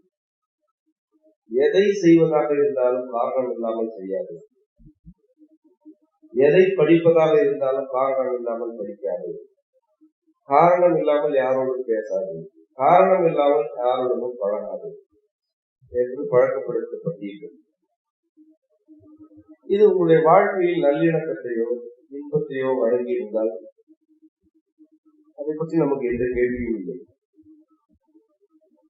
ஆனால் இந்த பழக்கப்படுத்துதல் உங்களுடைய வாழ்க்கையிலிருந்து இன்பத்தை பெறுவீர்கள். மனிதர்களுக்கு இடையிலான, இயற்கைக்கும் மனிதர்களுக்குமான நல்லிணக்கத்தை பறித்து விட்டது. இறுதிக்கும் இறுதியாக ஒவ்வொரு மனிதரும் தனக்குத்தானே மாறுபட்டுக் கொண்டு தன் மீது தானே எண்ணற்ற கேள்விகளை எழுப்பிக் கொண்டு நான் சரியாக வாழ்கிறேனா தவறாக வாழ்கிறேனா என்ற குழப்பத்தில் ஆழ்ந்து மன இறுக்கத்துக்கு சென்று மீள முடியாத நோய்களுக்குள் தள்ளப்படும் நிலையும் ஏற்பட்டுள்ளது. தனக்குத்தானே கூட நல்லிணக்கம் இல்லாத இறுதி நிலை வந்துவிட்டது.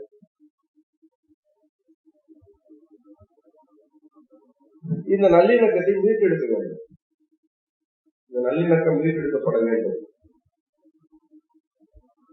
அது உங்கள் ஒவ்வொருவரிடமிருந்தும் தனித்தன்மையுடன் தனிப்பட்ட வகையில் வெளிப்பட வேண்டும்.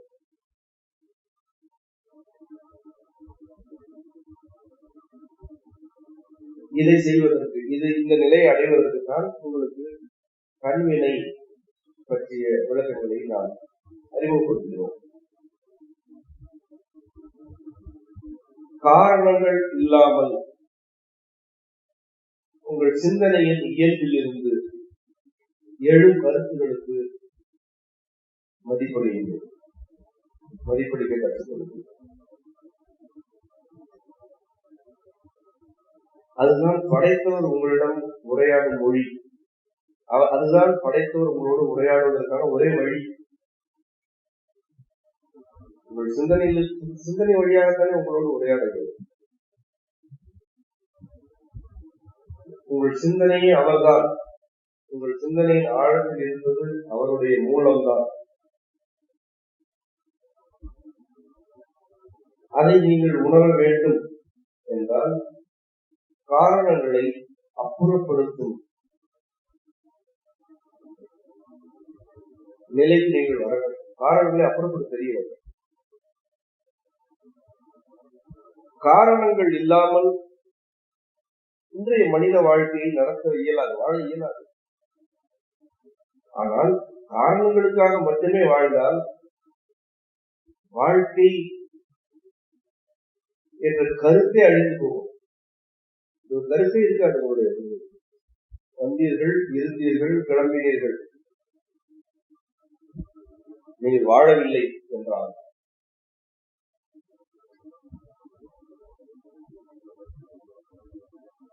எவற்றையெல்லாம் அடைவதற்கு இன்றைக்கு நீங்கள் உங்களுடைய திறனை, ஆயுள் காலத்தின் பெரும்பகுதியை செலவழிக்கிறீர்களோ அவற்றையெல்லாம் அடைந்த பிறகும் நீங்கள் நிம்மதி பெருமூச்சு விட மாட்டீர்கள். நிச்சயமாக நீங்கள் நிம்மதி அடைய மாட்டீர்கள்.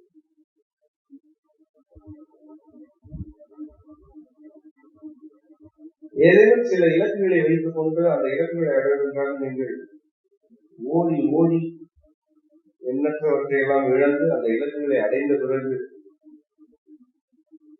உங்களுக்கு இரண்டு விதமான எண்ணங்கள் தோன்றும். ஒன்று பெருமிதம், இதை அடைந்திருப்போம் பெருமிதம். இரண்டாவது, இதை இழந்து விடுவோமோ என்றார். இந்த இரண்டும் உங்களுடைய நிம்மதியை கிடைக்கும். ஆகவே நீங்கள் இதை இழந்துவிடக் கூடாது என்ற அச்சத்தில் மேலும் பல முயற்சிகளை செய்து கொண்டே இருக்க வேண்டும். எது உங்களை பெருமிதப்படுத்துகிறதோ அது உங்களை அச்சுறுத்தி கொண்டே இருக்கிறது என்பதை புரிந்து.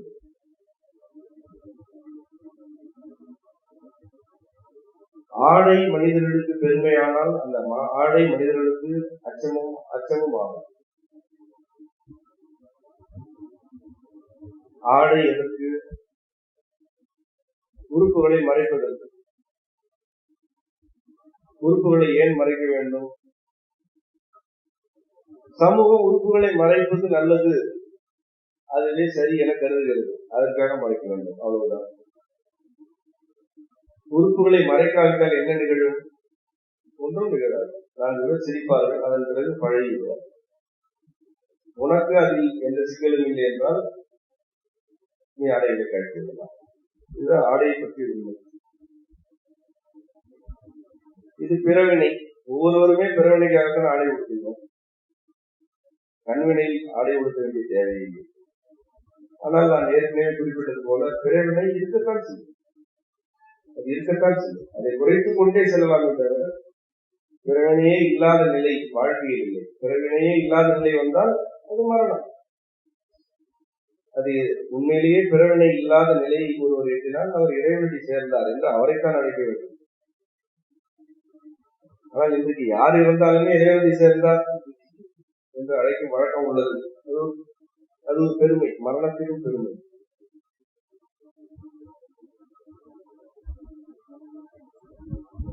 கடன் கொடுத்தவர்கள் எல்லாம் அந்த சூரடியை பார்த்தால் இறைவனடிக்கே சென்று விட்டால் என்னிடம் கடன் கேட்க வேண்டாம், இந்த குடும்பத்திடம் தான் நடிக்கப் போகிறார்கள். அவர் இறைவனடி சேரவில்லை என்று சொல்பவர்களுக்கும் தெரியும், பார்ப்பவர்களுக்கும் தெரியும். ஆனால் உண்மையாகவே இறைவனடி சேர்தல் என்பது என்ன? கண்வினைப்படி வாழ்ந்து எனக்கு போதும் என்று வேண்டி கிளம்புதல், அதுதான் இறைவனடி சேர்தல். பிறவினை இருக்கும், பிறவினையை குறைத்துக் கொண்டே இருக்கிறது. ஒருவர் ஆடையால் தனக்கு பெருமை வருகிறது என்று நம்ப தொடங்கினால் அந்த பெருமிதம் தனித்து இருக்காது. யாரேனும் இந்த ஆடை மீது சாணத்தை வீசுவார்களோ, ஏதேனும் இந்த ஆடையின் மீது அழுக்கு படிந்து விடுமோ, பறவை எச்சமிட்டு விடுமோ, அல்லது இந்த ஆடை கிழிந்து விடுமோ, யாராவது இந்த ஆடையை பிடிங்கி விட்டால் என்ன செய்வது?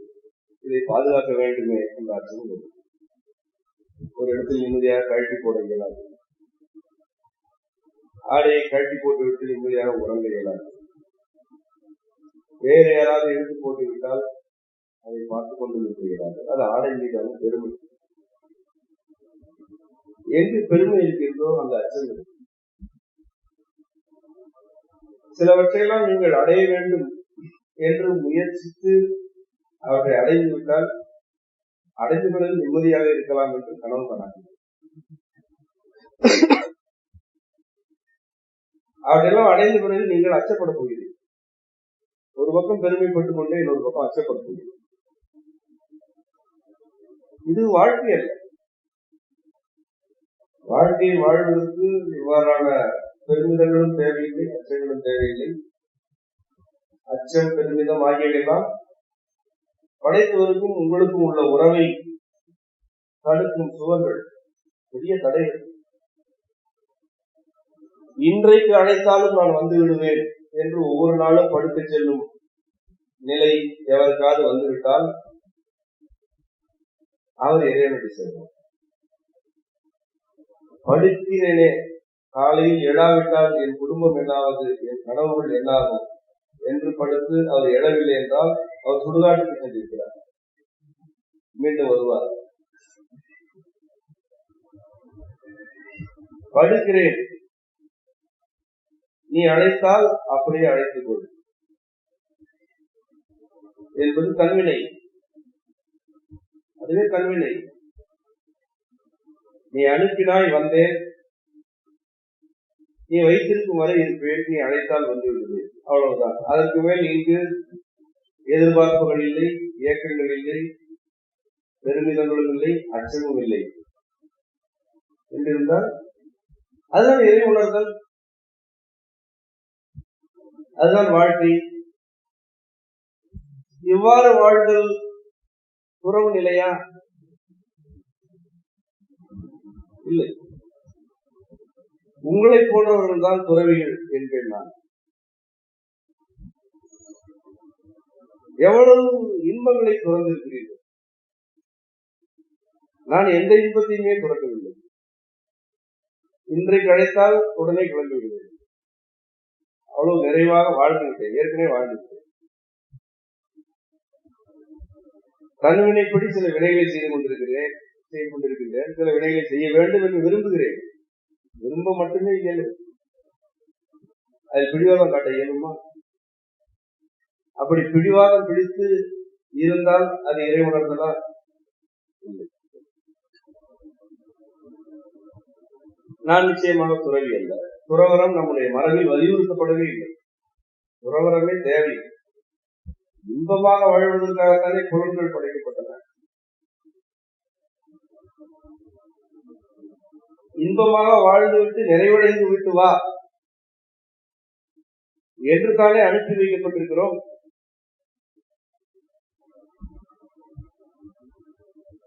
அந்த மெய்மையை புரிந்து கொள்ளாத துறவிகள் என்று நான் உங்களைத்தான் அழைப்பேன்.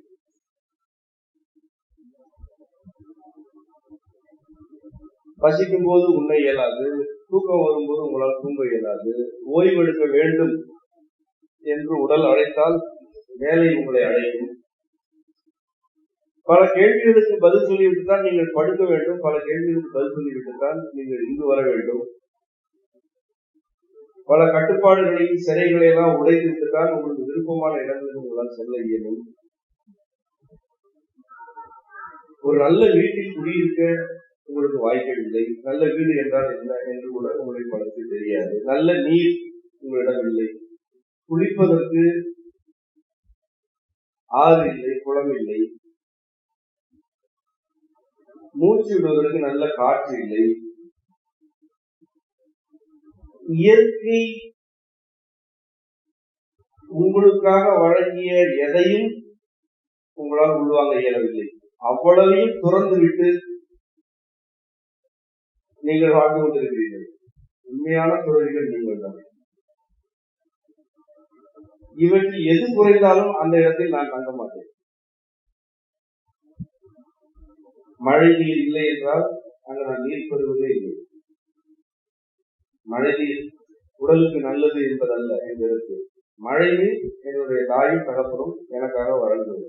அது எது கிடைக்கிறதோ அதுதான் என்னுடைய பெற்றோர் வீடு. என்னை பெற்றவர்கள் எனக்காக அமுதம் வழங்குகிறார்கள். அந்த அமுதம் இருக்கும் இடத்தில் தான் நான் இருக்க முடியும். அவர்கள் அனுப்பும் காற்று எங்கு இருக்கிறதோ அங்கு நான் இருப்பேன். அந்த காற்று சீர்கட்ட இடத்தில் நான் இருக்க மாட்டேன். எனக்காக படைக்கப்பட்டவை எங்கு உள்ளனவோ அங்கு இருப்பது என்னுடைய இயல்பு. இது தனிச்சிறப்பா ஒரு குழந்தையின் நிலை.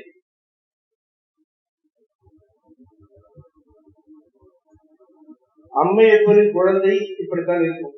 நீங்களும் அம்மையப்பரின் குழந்தைகள் தான். ஆனால் இவற்றையெல்லாம் துறந்த துறவிகள் இல்லை. நான் மட்டுமல்ல, எனக்கு முன்னே வந்த இந்த மரபில் வந்த அம்மையப்பர் வழிவந்த அனைவருமே என்னை போல இன்பமாக வாழ்ந்தவர்கள் தான்.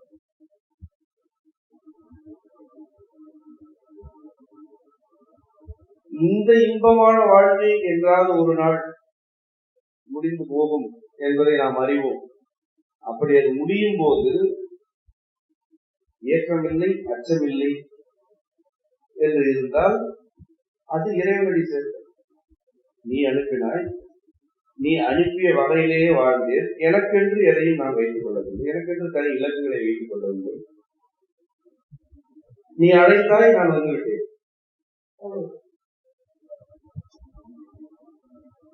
இது அனைவருக்குமான இயல்பு என்று இப்பொழுது சொல்கிறேன்.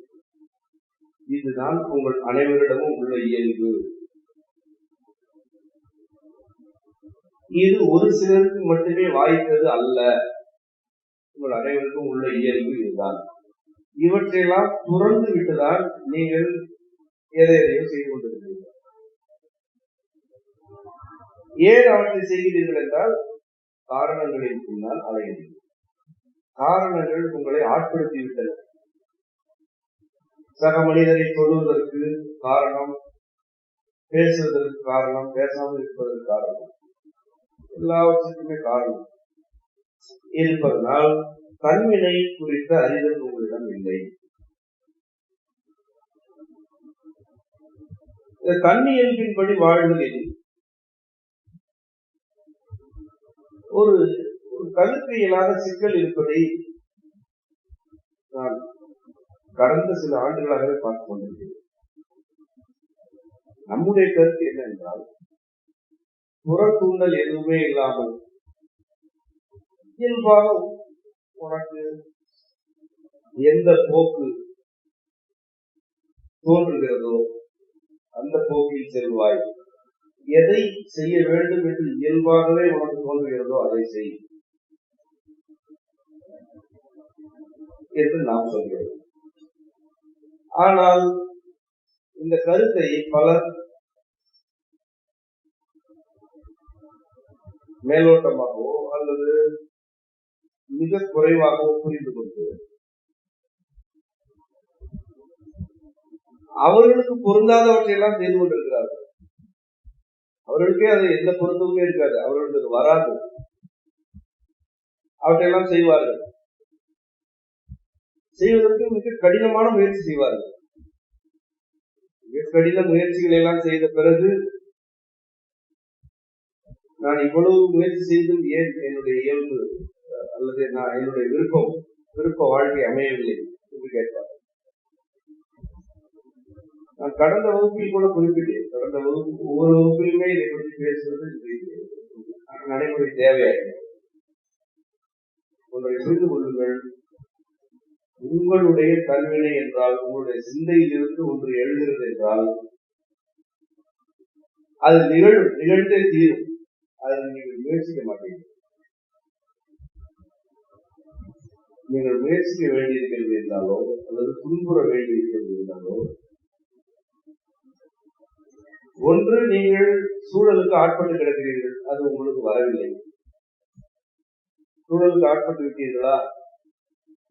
காரணங்களுக்கெல்லாம் கடமைப்பட்டிருக்கிறீர்களா? இவ்வளவு இயல்புக்கும் தொடர்பில்லை, அதை ஏற்றுக்கொள்ளுங்கள்.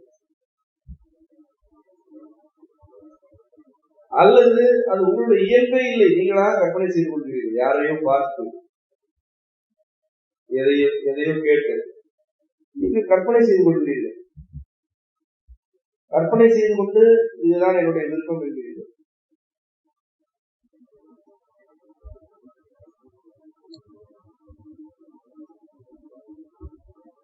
எந்த தூண்டலுக்கும் ஆட்படாமல், யாருடைய பேச்சு அல்லது செயல் தூண்டலுக்கும் கட்டுப்படாமல், உங்களுடைய இயல்பில் இருந்து எவற்றையெல்லாம் சிந்திக்கிறீர்களோ அதுதான் நீங்கள். அதுதான் உங்களுடைய பிறவி. இதை அறிந்து கொள்வது மிக எளிது. ஆனால் நீங்கள் இதை கடினமானதாக சிக்கலானதாக அமைத்து வைத்திருக்கிறீர்கள். ஏனென்றால்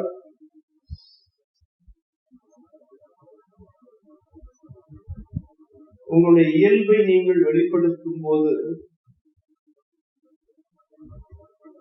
எழும் கேள்விகளுக்கு நீங்கள் பதில் சொல்வதற்கு முற்படுவீர்கள். நீங்கள் தொடர்ந்து பதில் சொல்லிக் கொண்டே இருந்தால் தொடர்ந்து கேள்வி கேட்டுக்கொண்டே இருப்பார்கள்.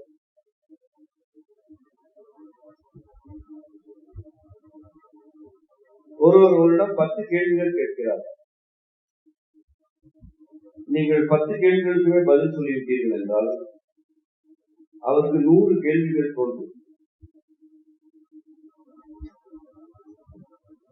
நீங்கள் 100 கேள்விகளுக்குமே பதில் சொல்லிவிட்டீர்கள் என்றால் அவர் உங்களை நீ குழப்பத்தில் இருக்கிறாய் என்பார்.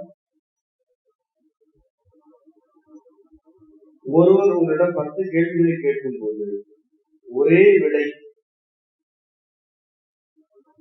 வழங்கி இந்த 10 கேள்விகளை மட்டுமல்ல இதிலிருந்து வேறு எந்த கேள்வியும் எழாத வகையில் புதைக்க தெரிந்தால் உங்களுடைய இயல்பு வெளிப்படுகிறது என்று.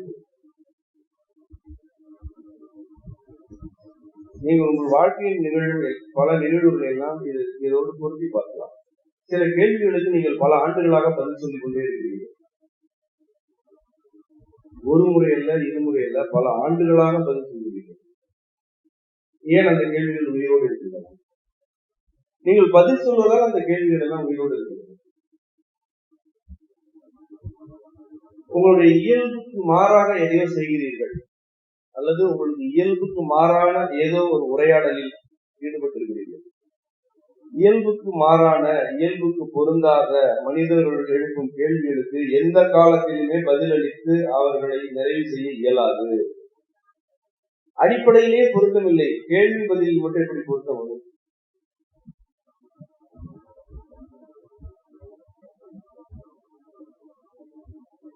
ஏன் பறவைகளை வேடிக்கை பார்க்கிறாய், உனக்கு வேறு வேலை இல்லையா என்று ஒரு கேள்வி கேட்கப்பட்டால் அதுக்கு என்ன பதில் சொல்வது? பதில் சொல்லலாம். இப்படி கேள்வி எழுப்புவோர் எந்த பதிலுமே நிறைவடைய மாட்டார்கள். பறவைகளை ஏன் வேடிக்கை பார்க்கிறாய் என்பது ஒரு கேள்வியே அல்ல என்பதான உண்மை. அதற்கு எது பதில் சொல்ல வேண்டும்? உன்னை கூட வேடிக்கை பார்த்தேன், அதற்கெல்லாம் காரணம் இருக்கிறதா? வேடிக்கை பார்ப்பது காரணம் வேண்டுமா? அடிப்படையில் பொருத்தமே இல்லை. ஒரு கருத்தின் மீது பொருத்தமே இல்லை என்றால் அதன் மீது எழும் கேள்விகளை புறந்தள்ள தெரியும். கேள்விகளை புறந்தெழுதல் அந்த மனிதரை புறந்தெழுதல் அல்ல, ஒரு பொருத்தமின்மையை ஏற்றுக்கொள்ளுதல். இதில் நம்ம இருவருக்கும் இடையில் பொருத்தம் இல்லை என்பதை ஏற்றுக்கொள்ளுதல். நீங்கள் 50 ஆண்டுகள் அந்த கேள்விகளுக்கு பதில் சொன்ன பிறகு 51வது ஆண்டில் நான் சொல்லும் இடத்துக்கு வந்து நிற்பீர்கள். அதை முதலிலே செய்து விடலாம். இந்த கருத்தில் நாம் இருவருக்கும் பொருத்தம் இல்லை. ஆகவே இதை பற்றி நீங்கள் கேள்வி எழுப்பவும் வேண்டாம், நான் இதற்கு பதில் சிந்திக்க வேண்டாம். இது பொருத்தம் இல்லை. நீங்கள் மட்டும் இப்படி உங்கள் சுற்றத்தாரிடம் பேசி பாருங்கள், உங்களுடைய உரையாடல் நேரமே குறைந்து போகும். பெரும்பான்மையான மனிதர்கள் ஒரு நாளைக்கு 1 நிமிடத்துக்கு மேல் பேசுவதற்கு எதுவும் இருக்காது. ஏனென்றால் உரையாடலின் பெரும்பகுதி கேள்வி பதில் தானே. என்ன செய்கிறாய், என்ன செய்ய போகிறாய், ஏன் செய்தாய், எப்படி செய்தாய், இப்படி செய்தால் அது ஆகும் என உனக்கு தெரியாதா, என்னிடம் கேட்டிருக்கலாமே, அதை ஏன் செய்தாய், இப்படியா செய்தாய், ஐயோ செய்து விட்டாயா, இவற்றையெல்லாம் அப்புறப்படுத்தி விட்டால் கணவனுக்கு மனைவிக்கு இடையில என்ன உரையாடல் இருக்கிறது? அல்லது பெற்றோருக்கும் பிள்ளைக்கும் இடையே ஏதாவது உரையாடல் நிகழுமா? நிகழாது, முடிந்து. இதில் பொருத்தமில்லை, இதில் பொருத்தமில்லை என்று பொருத்தமின்மைகளை ஏற்றுக்கொண்டால் புன்னகையோடு கடந்து செல்லலாம். அவர்கள் புன்னகைத்தாலும் புன்னகைக்காவிட்டால் நாம் புன்னகைத்து செல்லலாம். இது உண்மை. ஆனால் இந்த உண்மை அப்படியே போய் நடைமுறைப்படுத்த இயலாது.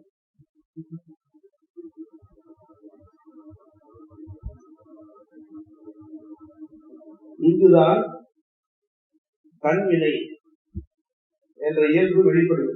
இவ்வளவு மாற்று கருத்துகள், இவ்வளவு பொருத்தமின்மைகள் இருந்தாலும்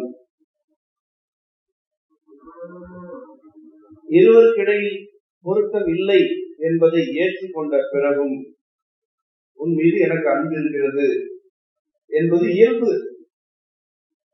இப்படி பெருந்தன்மையாக நடந்து கொள்ளுங்கள் என்றெல்லாம் நான் சொல்லுவேன். பொதுவாகவே பெருந்தன்மையாக இருக்காது என்று நான் சொல்லுவேன். அது ஒரு போலித்தன்மை. உன்னுடைய தன்மையோடு இது பெருந்தன்மையாக எல்லாம் இருக்காது. உன்னுடைய இயல்பிலேயே பல்லாயிரம் உயிரினங்களை அரவணைக்கும் தன்மை இருக்கிறது.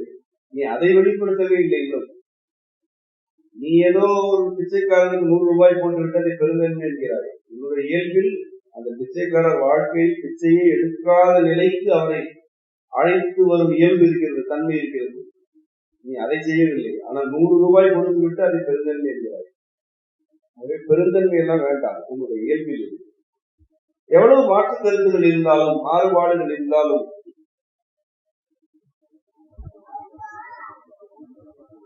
அந்த மாற்று கருத்துகளுக்கு ஆட்படாமல் இருக்க வேண்டும். அதே வேளை மாற்று கருத்து முன்வைப்போர் மீது பகை உணர்ச்சி, எதிர்ப்புணர்ச்சி இல்லாமல் வாழ வேண்டும். அதுதான் இயல்பு. இதுதான் நல்லிணக்கம். நல்லிணக்கம் என்பது அனைத்திற்கும் தலையாட்டுவதல்ல, அனைத்தையும் கூடி கூடி பேசி முடிவு செய்வதல்ல. மனம் திறந்து பேசுங்கள், எல்லா சிக்கல்களும் தீர்த்துவிடும் என்று உங்களுக்கு சொல்லித் தருகிறார்கள். யாருமே மனம் திறந்து பேசுவதே இல்லை. மனம் திறந்தால் பேசவே முடியாது. மனம் திறந்தால் மனதில் உள்ளவற்றையெல்லாம் பேசுகிறீர்களா? அதற்கே மனம் திறந்து பேசுவது என்று ஒரு போலித்தனம். மனதை மூடிக்கொண்டு அறிவை திறந்து பேசுதல் இப்பொழுது நிகழ்கிறது. இந்த சொல்லை இப்படி பயன்படுத்த வேண்டும், பேசும்போது முகத்தை எப்படி வைத்திருக்க வேண்டும் என்ற எச்சரிக்கைகள் இல்லாமல் யாரும் யாருடன் பேச இயலுவதில்லை. இவற்றையெல்லாம் ஒரு இறுதி நிலைக்கு கொண்டு வருவதற்காகத்தான் கண்வினைப்படி வாழுங்கள் என்கிறேன். கண்வினைப்படி வாழும்போது இந்த பிறவினைகள் மீது பதட்டம், அச்சம், எதிர்பார்ப்பு, ஏக்கம் எதுவுமே இருக்காது. இது எதுவுமே இருக்காது, இருக்கக்கூடாது. இது என் கருத்து. இதை நான் வெளிப்படுத்துகிறேன். உங்களுக்கு மாற்று கருத்து இருந்தால் இருக்கட்டும். மாற்று கருத்து இருக்கிறது என்பதற்காக உங்களை நான் ஒதுக்க மாட்டேன். உங்களை நான் அரவணைத்துக் கொள்வேன். முடித்தது. உங்களுடைய சுற்றத்தாரோடு இந்த நிலையை நீங்கள் அடைந்த பிறகுதான் உங்களுக்கு நீங்கள் யார் என்று தெரியும். இல்லையே கடைசி வரை அவரிடம் நல்ல பெயரா, இவரிடம் கெட்ட பெயரா, இவரை எப்படி சமாளிப்பது, இந்த கேள்விக்கு என்ன விடையளிப்பது என்றே உங்களுடைய வாழ்க்கை முடிந்து போகும். நீங்கள் முடிந்து போய் உங்களை அனுப்பி வைத்த பிறகும் உங்களோடு நிகழ்ந்த பூசல்களை பற்றி பேசிக் கொண்டிருப்பார்கள். அப்பொழுதே சொன்னேன், அது கேட்கவில்லை, அது அடங்காமல் ஆடியது என்றுதான் சொல்வார்கள். அன்றி அவ்வளவு நல்லிணக்கமாக வாழ்ந்தோம் என்றெல்லாம் பேச மாட்டாங்க. 16வது நாள் சில சடங்குகள் செய்வதை நீங்கள் மீண்டும் அந்த வீட்டிற்கு வரக்கூடாது என்பதற்காக தானே.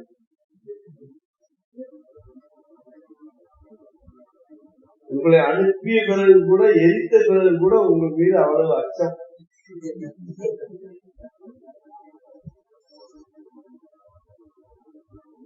எதிரிகளுக்கு பேய், சொந்த வீட்டுக்கு கணவனும் மனைவி தானே. என் மனைவி வந்து விட்டாள் என்று கணவன் மனைவியின் மரணத்துக்கு பிறகு மகிழ்ச்சி அடைய வேண்டியதானே. என்ன சிக்கல் இருக்கிறது? இறந்து விட்டால் கணவனை கொலை செய்வதற்காக மட்டும்தான் வருவாளா? அப்படி என்ன நடந்தது உங்களுக்குள்ள? இந்த சடங்கெல்லாம் நம்முடைய மரபிலேயே கிடையாது. ஆனால் இன்றைக்கு தேவைதான். மனிதர்கள் வாழும் வாழ்க்கை முறைக்கு 16 நாட்களுக்கு பொறுத்திருப்பதே சற்று அதிகம். அதெல்லாம் கிளம்பிய உடனே வந்து நிற்கும். அப்படித்தானே உறவு இருக்கிறது. ஆண்டுக்கு ஒரு முறை ஆற்றை அசிங்கப்படுத்தும் அளவிற்கு மனிதனுடைய உறவு. அப்படி சுடுகாட்டிலே இருந்து விடு, மீண்டும் வந்து விடாது என்பது சடங்கு. இறைவனடி சேர்ந்தார் என்பது விளம்பரம். தூக்கி செல்லும் வாகனத்திற்கு சொர்க்க வாகனம் என்று ஒரு பெயர். இதுல எது உண்மை? எதுவுமே உண்மை இல்லை. இவ்வளவுதான் உடன் வாழ்ந்த மனிதர்கள் மீது வைத்திருக்கும் மதிப்பு, அவ்வளவுதான். இந்த மதிப்பை பெறுவதற்காகவா இவ்வளவு இழக்கிறீர்கள் என்று நான் பார்க்கிறேன். இதுதான் நிகழப்போகிறது. இவ்வளவு துறவு, இப்படி துறவிகளாக வாழ்கிறீர்களே, இங்கு நற்பெயர் வாங்கிவிட இயலும் என்று கருதுகிறீர்களா? ஒருவேளை நற்பெயரை பெற்றுவிட்டால் அது நிலைக்கும் என்று கருதுகிறீர்களா? உங்களுக்கு நீங்கள் உண்மையாக இருக்க வேண்டும். சக மனிதர்களை அரவணைத்து வாழ வேண்டும். அவர்கள் உங்களுக்கு எந்த அடையாளத்தை சுமத்தினாலும் அவர்களுக்கு தீங்கு செய்யக்கூடாது. எந்த தீங்கும் சிந்தனையால் செய்யக்கூடாது. ஆனால் பொருந்தவில்லை என்றால் பொருந்தவில்லை என்று சொல்லணும். இவற்றை செய்த பிறகுதான் உங்களுக்கு நீங்கள் யார் என்றே தெரியும். அதுவரை நீங்கள் செய்யும் அனைத்துமே பிறருடைய தூண்டல்களுக்கு ஆட்படுதல் தான். என்னுடைய பேச்சுகள் உங்களை தூண்டி கூட ஆட்படுத்தி விடலாம். நானும் இயன்ற அளவு தூண்டாமல் தான் பேசுகிறேன். அதை மீறி தூண்டினாலும் அதுக்கு ஆட்படக்கூடாது. உங்களுடைய இயல்புக்கு இது பொருந்துகிறதா? பொருந்தினால் ஏற்றுக்கொள்ளும். பொருந்தவில்லை என்றால் எனக்கு உடன்பாடு இல்லை என்று சொல்லுங்கள். அதுதான் எனக்கு நிம்மதி, அதுதான் எனக்கு நிறைவு. உங்களுடைய கருத்தே அதுதானே. பொருந்தவில்லை என்றால் பொருந்தவில்லை என்று சொல்.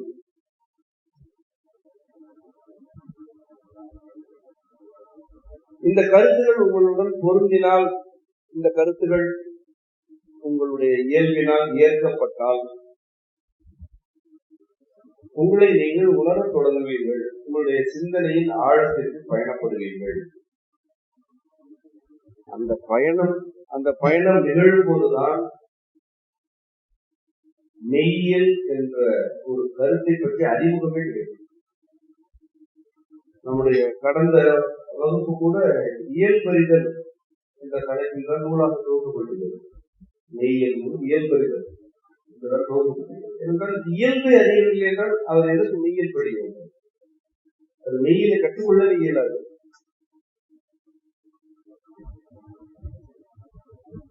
இந்த கல்வினை பிறவினை ஆகிய இரு கருத்துகள் குறித்த பாடத்தோடு இந்த அறிமுக வகுப்பு நிறைவடைகிறது. இறையியல் பாடத்தில் அடுத்ததாக பாபநாசத்தில் நடைபெற்ற மெய்யியல் வகுப்பின் இயல்பறிதல் எனும் தலைப்பில் ஆசான் மா. செந்தமிழன் அவர்கள் ஆற்றிய உரை இடம்பெறும். செம்மை பற்றிய மேலதிக தகவல்களை www.semmaivanam.org என்ற இணையதளத்திலும், செம்மை மரபுப்பள்ளி என்ற யூடியூப் சேனலிலும், செம்மை வனம் என்ற முகநூல் பக்கத்திலும் பெறலாம்.